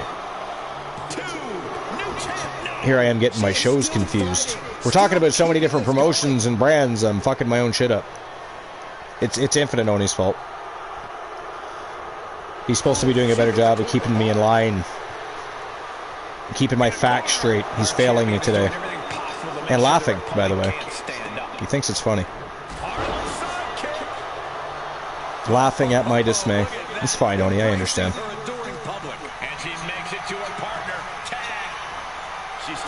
By the way, and I can't remember if you posted something, Oni, but do we have a new January Ultraviolet for 25? I couldn't remember if you said that she was going to be active in 25 or if she was retiring and you were going to do something different. Because you got people like Sir Jack that are basically getting rid of their characters for whatever reason. Whether or not that's just to start a little bit of drama and then bring them back later, I don't know. It's Jack. One can never tell what he's up to. My Rise was absolutely fire, so they at least got that. Yeah, so that's one of the game modes people have spoke the most highly of so far. I guess My Rise is really good this year. Again, I don't know personally. I don't have 25 yet. Probably looking at end of the month, beginning of next month. It's actually Glenola gifting 2K25 to our community this year. So this will be the 4th year in a row where a community member has gifted our community the game so that we can have the latest roster and the most updated game modes available. Now for us, we just simply use Universe mode, right? But we'll have the updated rosters and anything that comes along with that as far as DLCs go. Now here's a question. Is Motor City Machine Guns already in the game, or are they going to stick them in as DLCs? And they put them as DLCs. I think it's the first one. Yeah. Or the second one, I think. Not really sure. I'm just curious as to why they wouldn't already be in the game as opposed to being a DLC, you know what I mean? They've been around for a while. You think they would have just included them. But Chelsea one step ahead. I know, speaking for myself, I'm probably going to replace Koloff in 25. MCMG are DLC, so is Penta and Jordan Grace. Well, Penta and Jordan Grace, I get, they came later, but MCMG's been around for a while.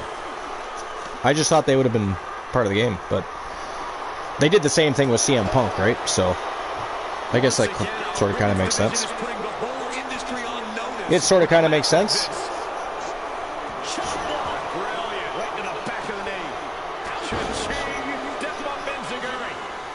So now is Penta part of the... So who's all in the first DLC for 25?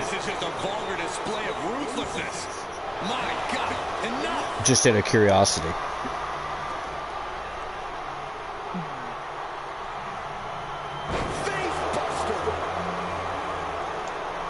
I mean, I'd look myself, but every time I switch to a different page, my YouTube chat room shuts down. Because I don't pay for premium or anything, so I don't have the ability to float my screen, which is stupid. Why you have to pay for that crap is beyond me, but it's YouTube. What do you do? We can have a new champion. Cover. Oh, that was close. This match continues. You believe it's the NBA one? We've got to acknowledge these fans. A packed arena. We're hearing every single voice. It is loud and it is mad in here. Okay. That one's going to be... She's removing the turnbuckle pad. Come on, this isn't right. Tagging her partner in. Who else? Boom! All the way to the outside. I heard Motor City Machine Guns, Stephanie McCurr, and Julia. Oh, we lost Tony again. He seems to be having real issues with the PlayStation Network today. Oh, there we go. All I heard was MCMG, Julia, and Stephanie McCurr. Who else is in the DLC, Oni?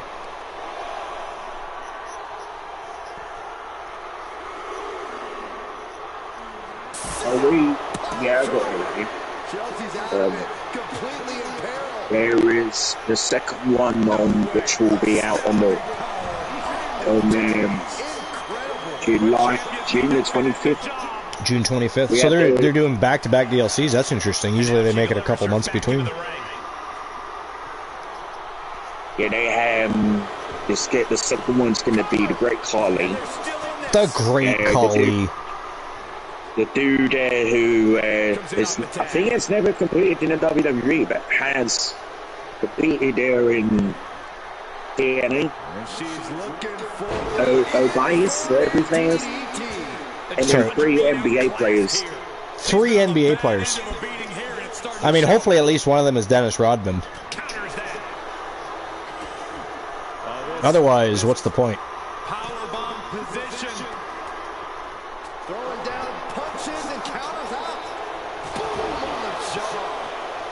With a championship on the line. Enter new Jack, Jordan Grace, and Paul Nakano, which is some Japanese wrestler, I think it is, and a special celebrity guest to be announced. And that wraps up another matchup, ladies and gentlemen. The winner of the match, and still the Action Zone Wrestling World Tag Team Champions, Sarah Suzuki, B. Jackson. They are the League of Nations, and they are still your Action Zone Wrestling Tag Team Champs. Congratulations to Honeybee Wrestling, B. Jackson, and Sarah Suzuki. No surprise there. I mean, no surprise. I was expecting them to retain, and yeah, I mean, valiant effort, of course, by Piper and Chelsea. They just want to win tag team gold. They want to win belts together. I get that, but it's the League of Nations. You know, it's the League of Nations. It is B. Jackson and Sarah Suzuki. Yeah, put Sidney Crosby in the game. He says he's probably got more fights than most of the. Yeah, fair. I see what you're saying there. I mean, that would be weird, though, having a hockey player in there. Although, I guess, to correlate, I mean, Bret the Hitman Hart did or does own a minor league hockey team. I don't know if he still owns part of that or not. It was the Calgary Hitmen? Yeah.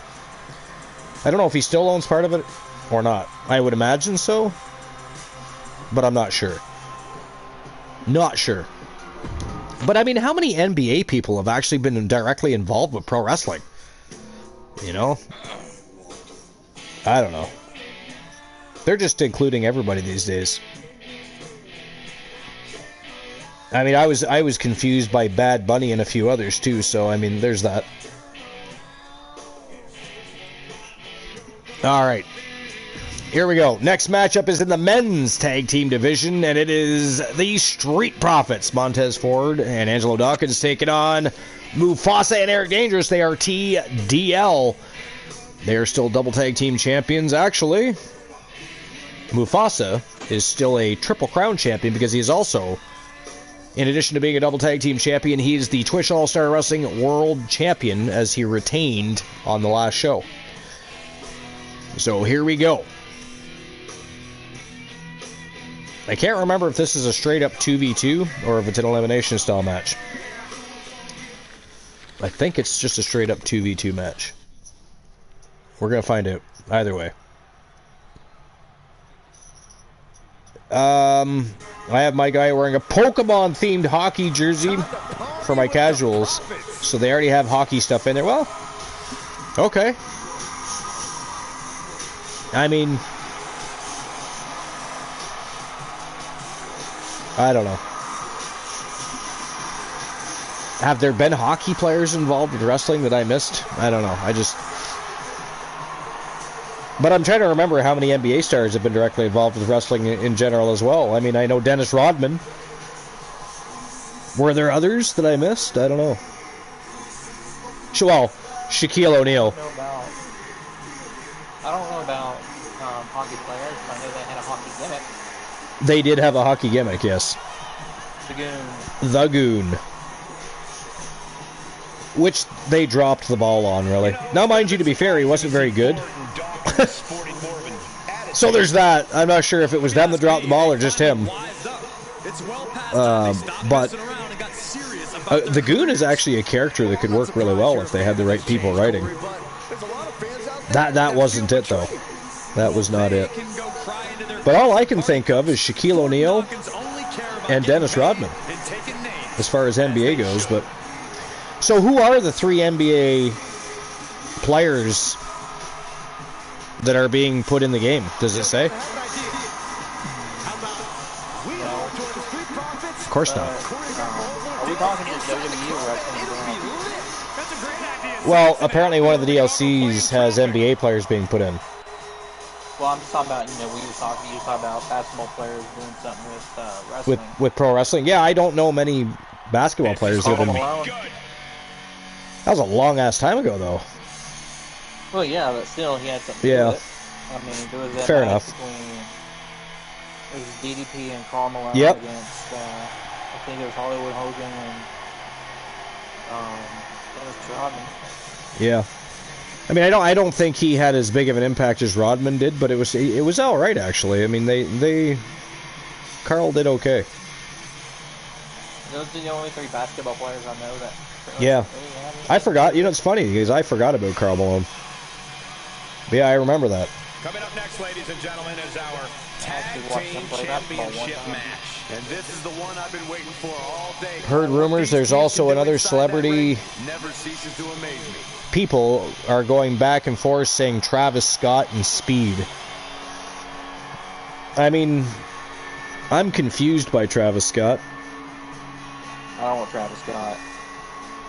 I would rather have the Pat McAfee pack back than Travis Scott. Right? I mean, I just don't get the whole Travis Scott thing. I don't. That's the one thing in WWE lately that's confused me. You know? Yeah, and he really hurt Cody Rhodes. He did. He legitimately did. Yep. People Stevie Richards calling him out. Yeah, it seems as though Travis Scott has a lot of haters. I don't really know why. I mean, I don't even really know Travis Scott. It's not, it's not like I pay attention to Travis Scott in any way, shape, or form. No, me neither. Yeah, me neither. No idea. You know? He's a musician, right? He's a musician. That's all I know. This was like my conversation about the celebrities have changed since a long time ago. Like, you take WrestleMania 7, you had like Regis Gilligan, Alex Trebek, and all these people that you would know from like television, Hollywood and whatnot. Yeah.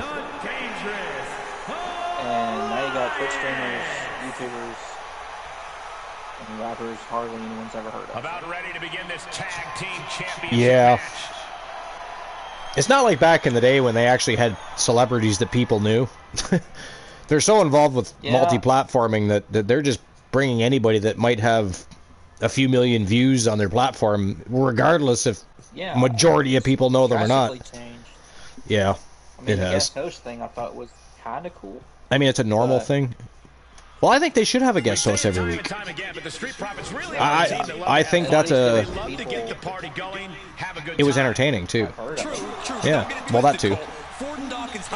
You know, he says, I'd rather they just keep Bad Bunny, at least he can wrestle. You know, I was very disappointed with the fact that that guy can wrestle.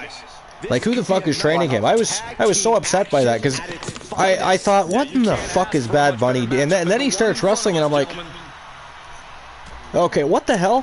He can wrestle? Like, how, when, where, why? I don't know. But, I don't know. And he's not, it's not like he committed himself either. So there's that too, but. I'm just resetting the router because I keep getting buffering when on Twitch. Evening TWA. Evening? You must be in the UK. It is afternoon here, sir. But yeah, it's like what? Almost 8 o'clock in the UK right now, I think. I want to say. Might be closer to 7. I can't remember if they're 4 or 5 hours ahead. I can't remember. I'm on daylight savings. Well, yeah, me too. We went ahead an hour. So anybody that didn't, I guess we're now 4 hours ahead, not 5. So there's that. So yeah, it might be closer to 7. You might be right about that. It's almost 7? Okay. Yeah. I mean, and I think, if I'm not mistaken, the United States is going to be dropping daylight savings time. So eventually it might just be Canadians doing daylight savings time for whatever goddamn reason. Daylight savings time at one point had a purpose. It serves zero purpose now except for fucking up people's health and sleeping patterns. So I didn't realize, a guy, I was reading a study the other day, apparently it takes some people literally weeks or months to adjust to daylight savings time. Whether time be going back or forth, it takes weeks to get for their bodies to transition. Yeah, so honestly, I completely forgot all about it and didn't even know it happened. Well, I feel like it happened early this year too. I don't know, maybe not. Because time went back in November, didn't it, or was it October? Beginning of November, wasn't it? Yeah, fall. Yeah. And then, but I feel like it went ahead early this year. Maybe not. I guess I'd have to look that up. But personally, I don't think it's a necessity, and they should just stop doing it. You know, put time ahead or back a half an hour and just leave it alone. Leave it alone. I gotta step away for a second. Okay. I mean, to be fair, I don't know anybody that likes daylight savings time. That's why most of the world doesn't do it. They do not do it. But I'm pretty sure Trump just said something not long ago about getting rid of it. So I would imagine that will happen. I think when I worked overnights, I kind of liked it. But, well, I like to swing forward overnights. Yeah, I was going to say, that makes sense. Fall back, not so much. But that's what I mean. I mean, if it's about maximizing daylight hours, then why would you not put it ahead and leave it? I don't know. It's just one of those strange things that don't even need to be a thing anymore. It doesn't need to be a thing. Again, it did serve a purpose at one point in time, and it was to maximize daylight hours. But I mean, there's so many different ways of illumination these days that it's just not necessary, and it's just a hassle. And apparently not very healthy for us, mentally or physically, so there's that too. There's literally studies on it.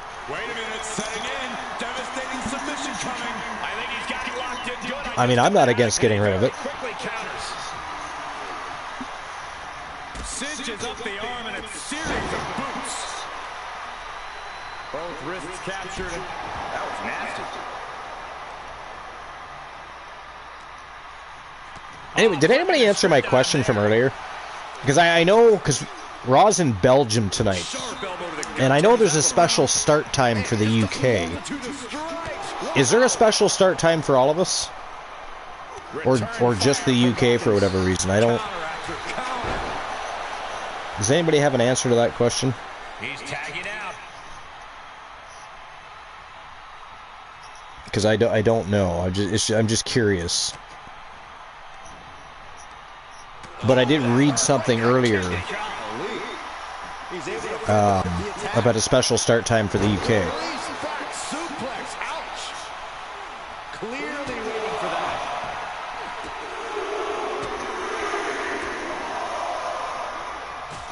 Oh, kicked him right in the face.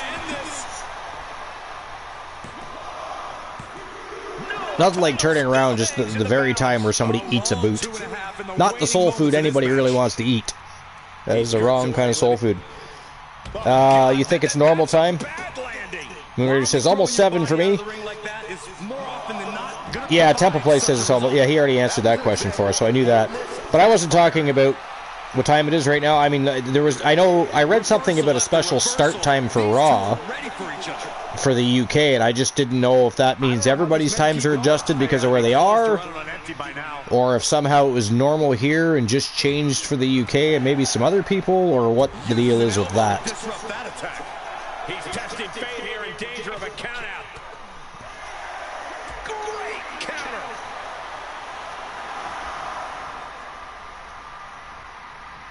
Oh, we just about had another countout.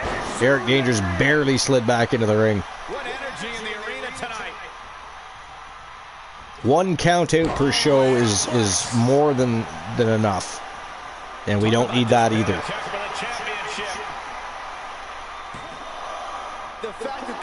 Wow, 1 count only there.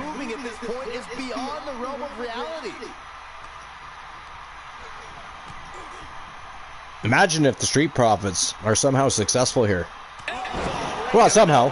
Fantastic tag team, right? TDL, though, been on an absolute tear in Season 5, so... But I mean, to have Randy Orton defeat Alan Severn, right? The Street Profits defeat TDL. I mean, that'd be crazy. The Street Profits look more staggered than swaggered there. Oh, and Mark Henry defeated Damien. Forcefully delivered. Very interesting day for streamer teams, that's for sure. Oh, he knew what was coming. Sequence of reversals. Rolling down. Grounding their opponent. Oh, look at this. Triangle armbar. Save just in a nick of time. Dawkins saves it for the Street Profits, though. That holds back Ford's attack. Covered by the champ. I honestly believe that eventually... Well, that is it. That is all. Ladies and gentlemen, the winners of the match, and still the Action Zone Wrestling World Tag Team Champions, Eric Dangerous and Mufasa. They are TDL. Congratulations to Mufasa and Eric Dangerous.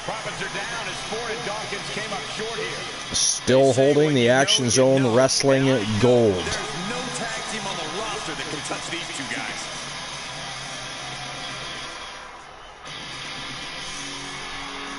Okay. Here we go. Co-main event time. From Team Joe Link, and representing the Outlaws, Alexa Bliss challenging Anna Jay for the Action Zone Wrestling Continental Championship. That is next. That is next.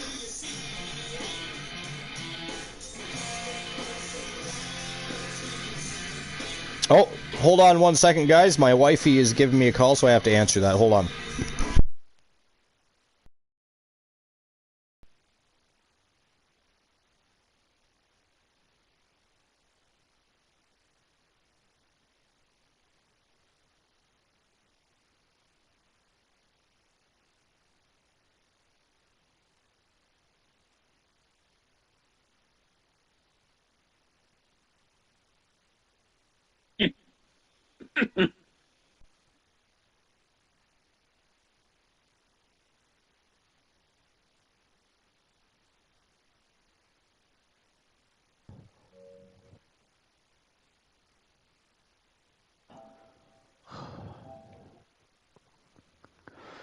Oh, man.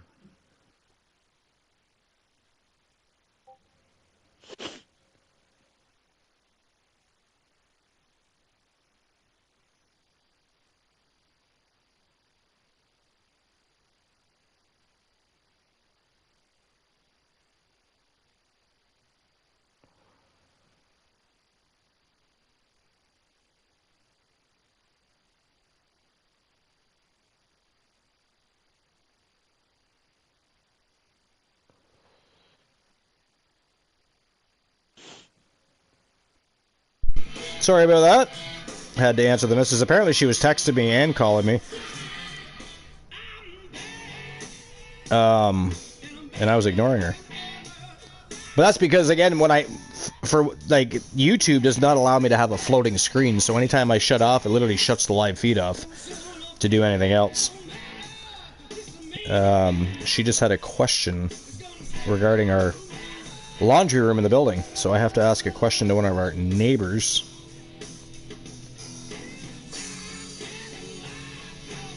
So I'll do that real quick. Actually, I can get the match on the go though while I'm doing that. All right, here we go. Alexa Bliss versus Anna Jay. Action Zone Wrestling Continental Championship on the line. Let's rock and roll.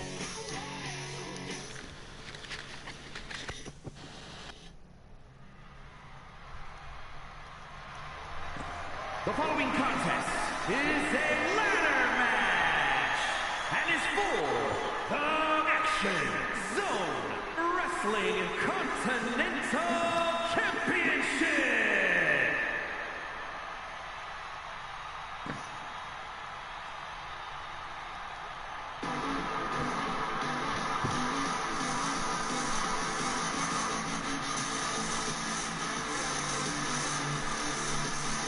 Here comes 5 feet of fury. And she's got backup. Introducing the challenger. And I'll send this to a couple people. From Columbus, Ohio, Alexa Bliss. There we go. It seems like Alexa's back from the dark side, but she brought back a friend, Lily. I wish she had you. Oh, don't be jealous, Saxton. We know your favorite doll recently popped.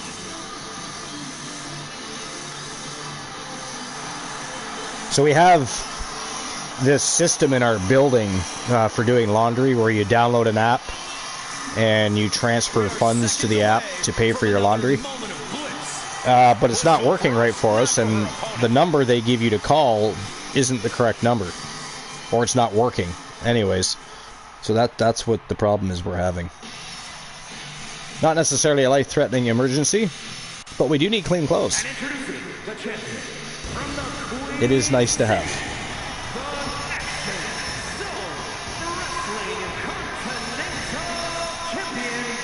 But I think she was slightly annoyed I wasn't answering. So there's that too. But oh, John's getting the fucking horsepower. Uh-oh.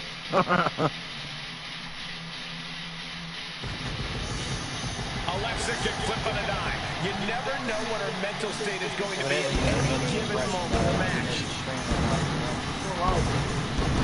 yeah, well, because he's probably looking on Twitch where if he was actually paying attention. I literally pasted the link for YouTube into the No Holds Barred section and said, this is where we're going to be shortly. But Luke is always thinking about one thing, Mickey James. So everything else just gets lost in the mix, like, you know, AEW matches.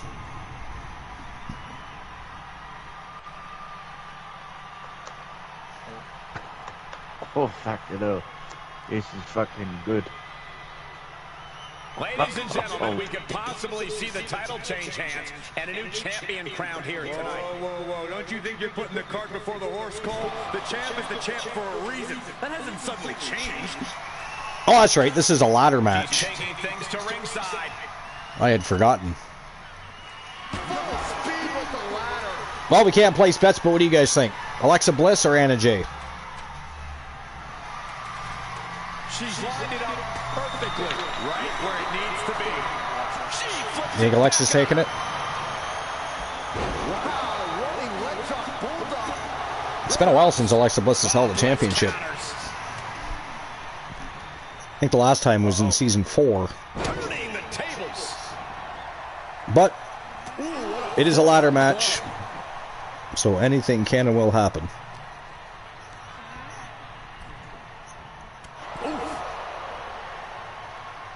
She returns the favor there. I assume everybody's looking forward to WrestleMania. What is there a matchup you guys would like to see at WrestleMania that may or may not already be in the works to happen? Like, obviously we know John Cena's facing Cody Rhodes, and I'm going to assume that there'll be some fuckery there to help John Cena dethrone Cody Rhodes. If you needed evidence of how much that championship means, look no further than that. CM Punk and Logan Paul. I mean, that'd be interesting. I was never a big fan of the Pauls, but I will give credit where credit is due. Paul is very good in the ring. You know, he certainly has dedicated himself to honing the craft, and he's good at what he's doing. And he claims that he's made the decision to make this a full-time career. So who knows what can happen. Yeah, most people will say the same thing. He's not as... Yeah, he's very good.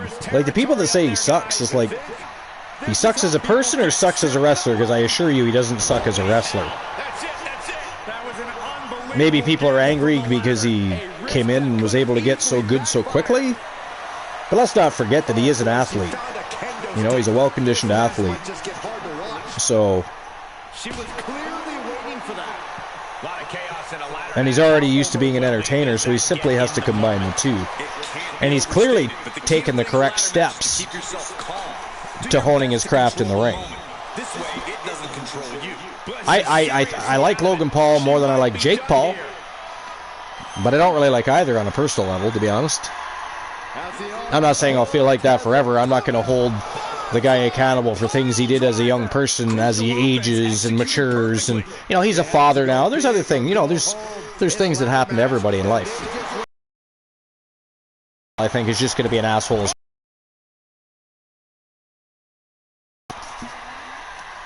Him and his fake fucking fights that people keep paying for, so there's that. But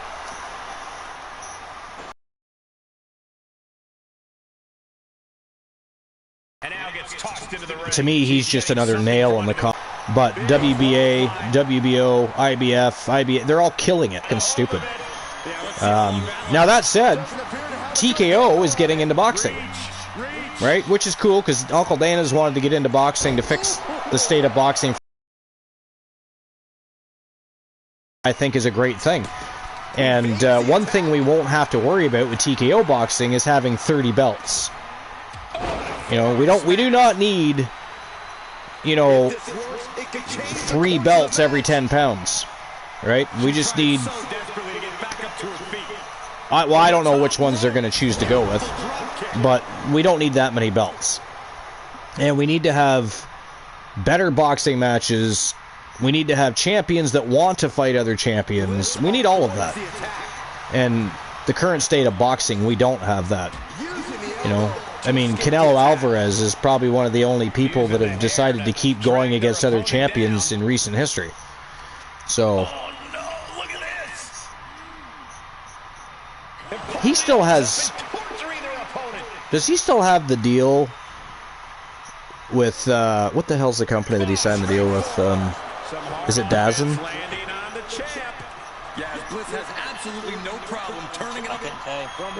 I can't remember. I've always loved boxing. I just don't love the state of boxing. So I was pretty excited to hear that TKO was going to get involved. You know, I'm hoping they can manage to save the sport of boxing. I mean, it can be done. Again, if you get the right people running the promotion and putting on the fights and promoting the fights, you're going to get good fights. You're going to get... But, again, the current state of regular boxing with the other companies is just, it's ghastly. It really is. They've ruined boxing slowly over time. And she just carved a path for herself, laying out the competition before attempting the ascent.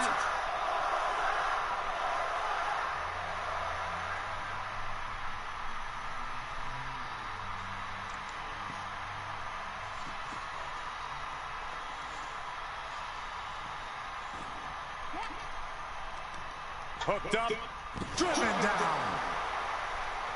We knew we were in for something special between these competitors, but they are taking things over their own limits. People are just messaging me back about that laundry issue. I got to get that figured out. Y'all celebrate St. Patrick's Day? Well, I mean, yeah. Most of Canada. Yeah, it is, yeah. I mean, I don't. But, I mean, nice. I mean, most of Canada came from Ireland and the British colonies, and so, I mean, yeah, of course we do. But it's just nuts. It's funny because you recognize it as an Irish holiday, but the thing is, St. Patrick is British. Yeah, St. Patrick is British, yeah. Yeah, that I knew. Yes. Which is why Ireland kind of... Pardon me? Yeah. They don't. Most of them don't even know the history behind it. But yeah, Ireland basically claimed St. Patrick because he brought Christianity to the island. But yeah, he's British. It's one of those weird things. But no, it's not something I celebrate, really, myself.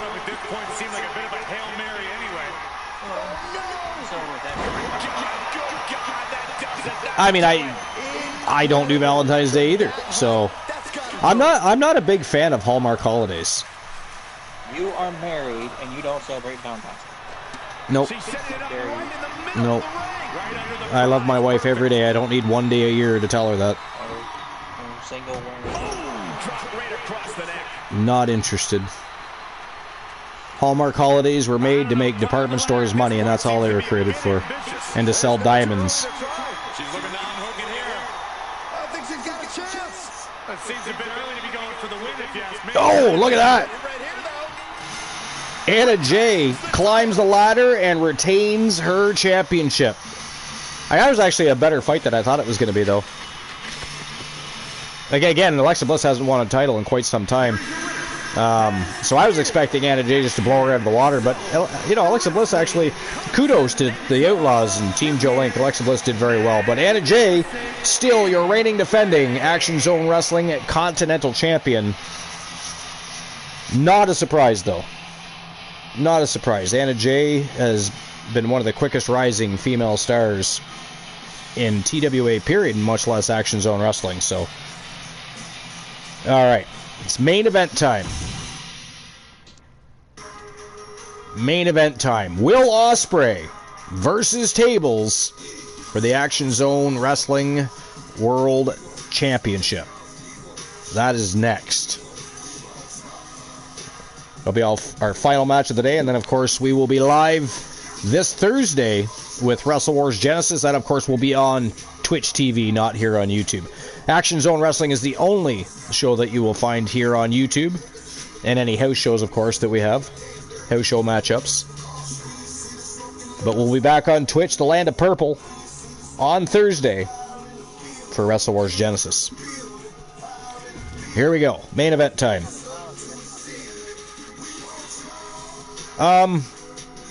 That I haven't figured out yet, but I will.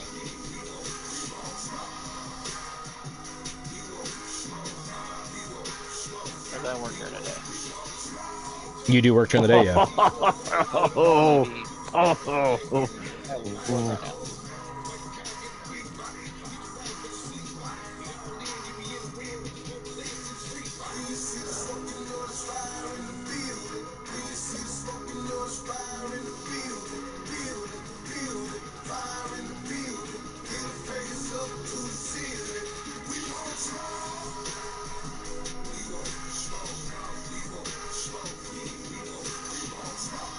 Alright.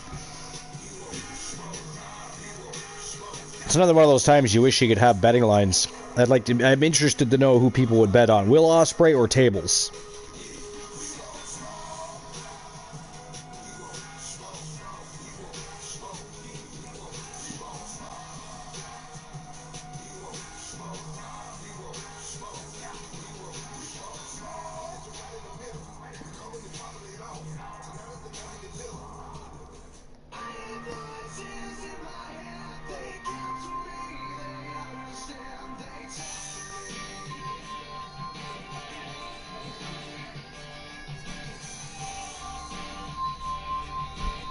Great, everybody that's messaged me back doesn't seem to know what the hell's going on. Lovely. One of them, you know, building manager. You think he'd have some sort of clue.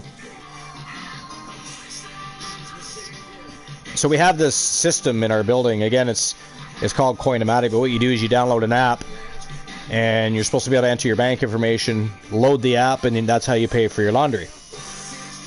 But when we do that, it's asking for some sort of code, and nobody seems to know what the fuck the code is. It's very frustrating. Very frustrating.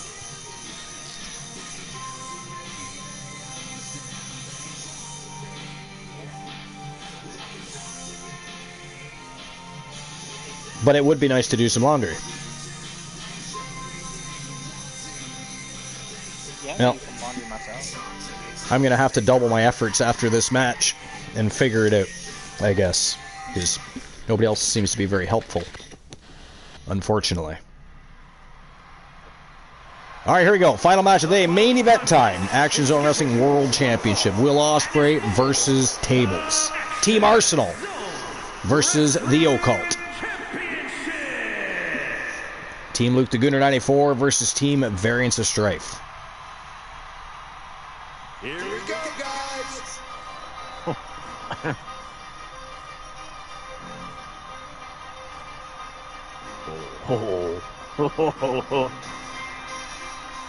What you got going on there? I'm just listening to the first part of Raw. First part of Raw? Yeah, it's just started just a few minutes ago. What? Really?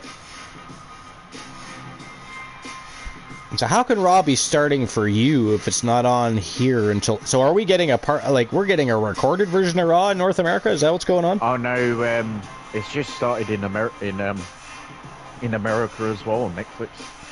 Son of a bitch, I was asking that earlier if there was an early start time here and nobody seemed to know. I guess that's our answer. Raw's on right now, folks. So I guess it's I even... didn't hear you ask about it. Yeah. But I knew it came on at 3 our time. Yeah, I did not know that. I did not know that. I didn't hear you ask about it. So I guess it's even better that, you know, Action Zone Wrestling coming to a close with Will Ospreay and Tables. I believe John Cena is showing up in Belgium, is he not? Is that still... Yeah, that's what I thought, yeah.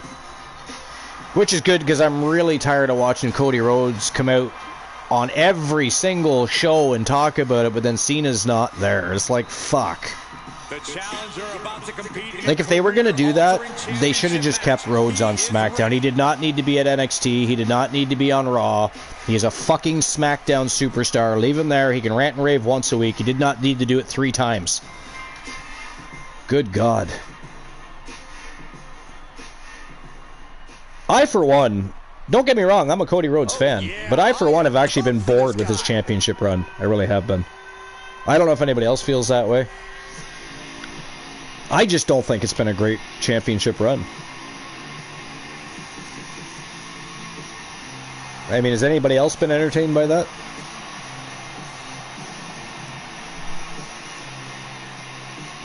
Not that that's any fault of Cody Rhodes, you know. He doesn't book his own matches, but I don't know. After such a historic run from Roman Reigns, which some people liked, some people didn't. Some people don't like long-term storytelling. Meanwhile, everybody loves the NWO, but anyways, neither here nor there. Many have written him off as champion, but he is determined. To me, Cody Rhodes' championship run has been boring. I think the United States Championship division has been more interesting, and the Intercontinental booking has been more interesting. Yeah, I was just thinking. 2K25, I could book the NWO versus the Bullet Club. You could book the NWO versus the Bullet Club? Well, Tama Tonga's in the game. Oh, that's right. You could have Finn Balor, Tama Tonga, and the Good Brothers have them face Nathan Nash Hall and Six. I'd rather put in Giant. From parts unknown, weighing in at 206 pounds, the Action Zone Wrestling Champion, the Icon. I liked the Bullet Club. I liked the original Bullet Club, but that's what I'm talking about. The original. Yeah. Bullet Club. The Bullet Club became like the NWO. It became too saturated. Like everybody was a member. You know what I mean? It's like, okay. That's what killed the NWO. And then I think that the plan was they were going to have their own brand, which they pretty much did. But like, yeah. I guess they meant like their own. And then they had their own pay-per-views and whatnot. They did, yeah. But yeah, I thought that was the plan too, but then that didn't really happen. Then they split into NWO Black and White and Red and Black. You know, it was just. No, I gotta be honest. I did like the Wolfpack. Oh yeah, I liked the Wolfpack more than I liked NWO at one point. But I would think a lot of people did actually. But the NWO went from being innovative and very cool to like, okay, enough is enough. You know what I mean? But I think Giant probably should have been the last member. Yeah. Yeah. There's someone asking about should anyone have joined besides Six? Who wants to join the White Six? I'm like, sorry, say that again. Like, I think someone was asking, should the NWO have had more members after Six? Oh, like no. The Wrestler well, 6. Yeah, I know who you're talking about. That's X-Pac, but yeah. Has to be piecing together a new game plan now. I don't know. They definitely should have kept it. They should have capped it, is a better word to use. There was too many people involved. Way too many people involved. And anybody that was capable of being an enemy to the NWO were simply brought into the NWO, you know? Like, for instance, Big Papa Pump made brought it back sense. In, WWE. And NWO Shawn Michaels, which was interesting. It was. But Booker, I'm not sure if he really felt like. Hammerlock. I used to like Booker. I used to like the Main Event Mafia. I thought that was one of the cooler things TNA did back in the day. I know it was simply another NWO, but I mean, it was interesting. You had Kurt Angle, you had Booker T. That's when I think it was more of a different version of Evolution. They had a Legends Championship and everything. Yeah, they're more like Evolution than NWO. Yeah. Well, I mean, considering who was part of the Main Event Mafia, it was a lot like NWO, really. But yeah, well, I know what you mean by storyline wise. It was definitely more like Evolution. You're right. You're not wrong about that. I mean, they were dressed in suits. And yeah, exactly. I think people only compare it to NWO like I just did, just simply because of who was in it. But you're right, as far as storyline goes, the way they dressed, the way things played out, it was definitely more Evolution. You're right. You're absolutely right about that. Finds room and lands a jawbreaker. Whatever you can do, I can do better. Counters on top of counters. But yeah, the Legends Championship ended up becoming the King of the Mountain Championship, and I forget what it is now. They still use that same title, I think, but it's something different. I forget what it is. The King of the Mountain Championship. That was weird for me. Of all names to choose. Tough position to be caught in here. Oh, bang! Face first. Frightening impact and a terrible landing. That was tough to watch. Can the champion make their way back? They had a grand championship or something like that at one time. Yeah, they had a few different championships that kind of faded in and out. I can't think of his name, but Damian Sandow had it. I just couldn't think of what his name was. Send you to a medical facility. Medical attention might be needed out here. That was a nasty landing. Yeah, what was that title called? Oh, saw it coming. He finally... The Grand Championship. Was it just called the Grand Championship? Okay, let me look it up. Look at the torque. He's trying to push himself. Wow, Will Ospreay kicked out of that. And misses on the springboard. Shots to the That was the Impact Grand Championship. Impact Grand.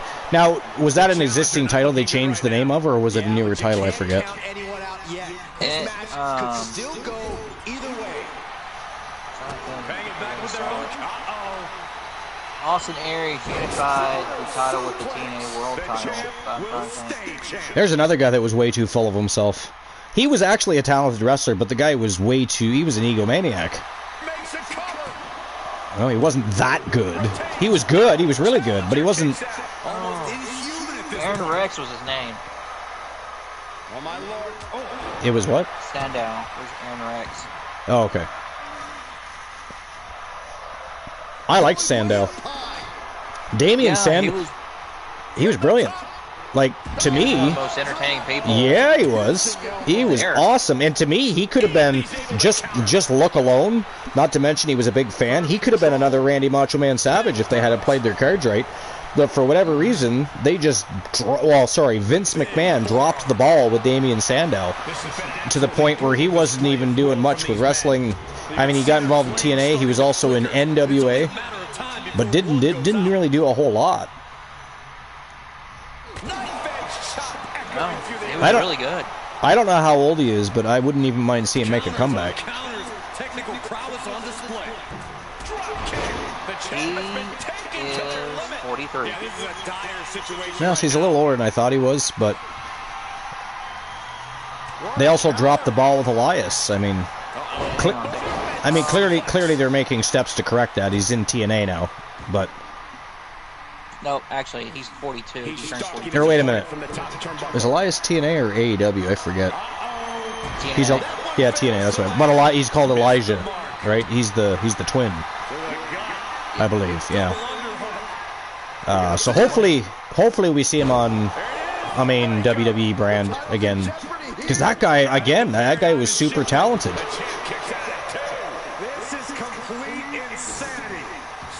Imagine Elias and LA Knight teaming up. And I think to get the pinfall, you have to try that maneuver one more time. That'd be a fun tag team. And the energy in here is raising the hairs on the back of my neck. From the top. Whoa. A Hurricanrana from the top turnbuckle. Tables might be in trouble here. Will Ospreay is all over tables at the moment. Well, it was. I spoke too soon. I spoke too soon. There he goes, right into the corner.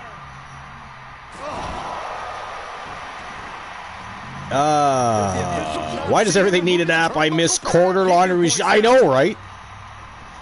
Yo, Jack, what's going on? I just turned my... Because I was reading information about the damn laundry app, so I didn't have my dashboard up.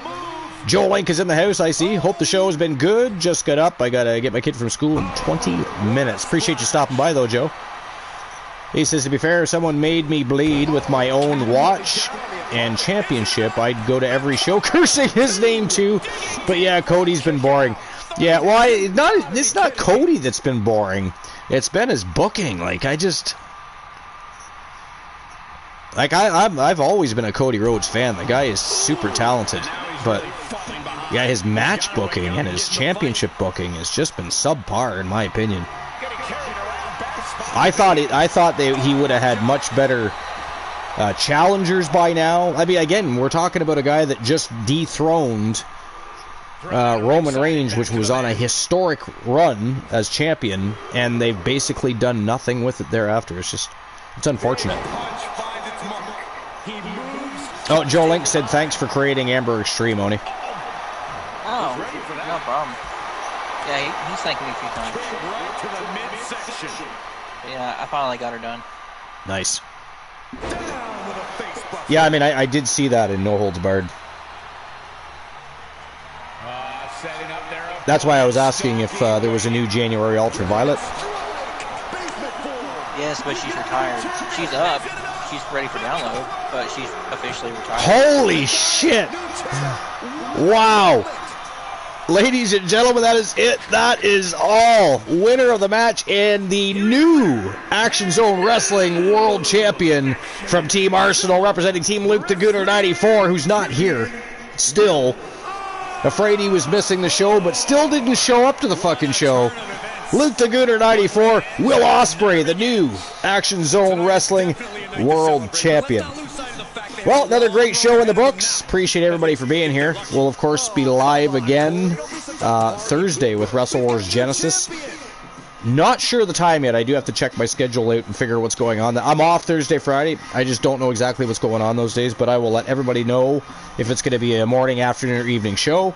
As for specific time, I never know that because, well, life is full of surprises, and scheduling for me is very difficult at times, but it will be Thursday. Wrestle Wars Genesis will be live, and actually, I don't know where I was going with that, and nothing. We'll be live Thursday on Twitch TV. Appreciate everybody for stopping by. We'll see everybody then. Oni, do you have a show coming up? Not for a while. Not for a while? Okay. I still need to build the roster up.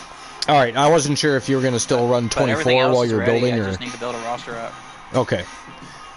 Is there anybody else? Mufasa, Moon Raider, does anybody have shows going on either today or at some point this week?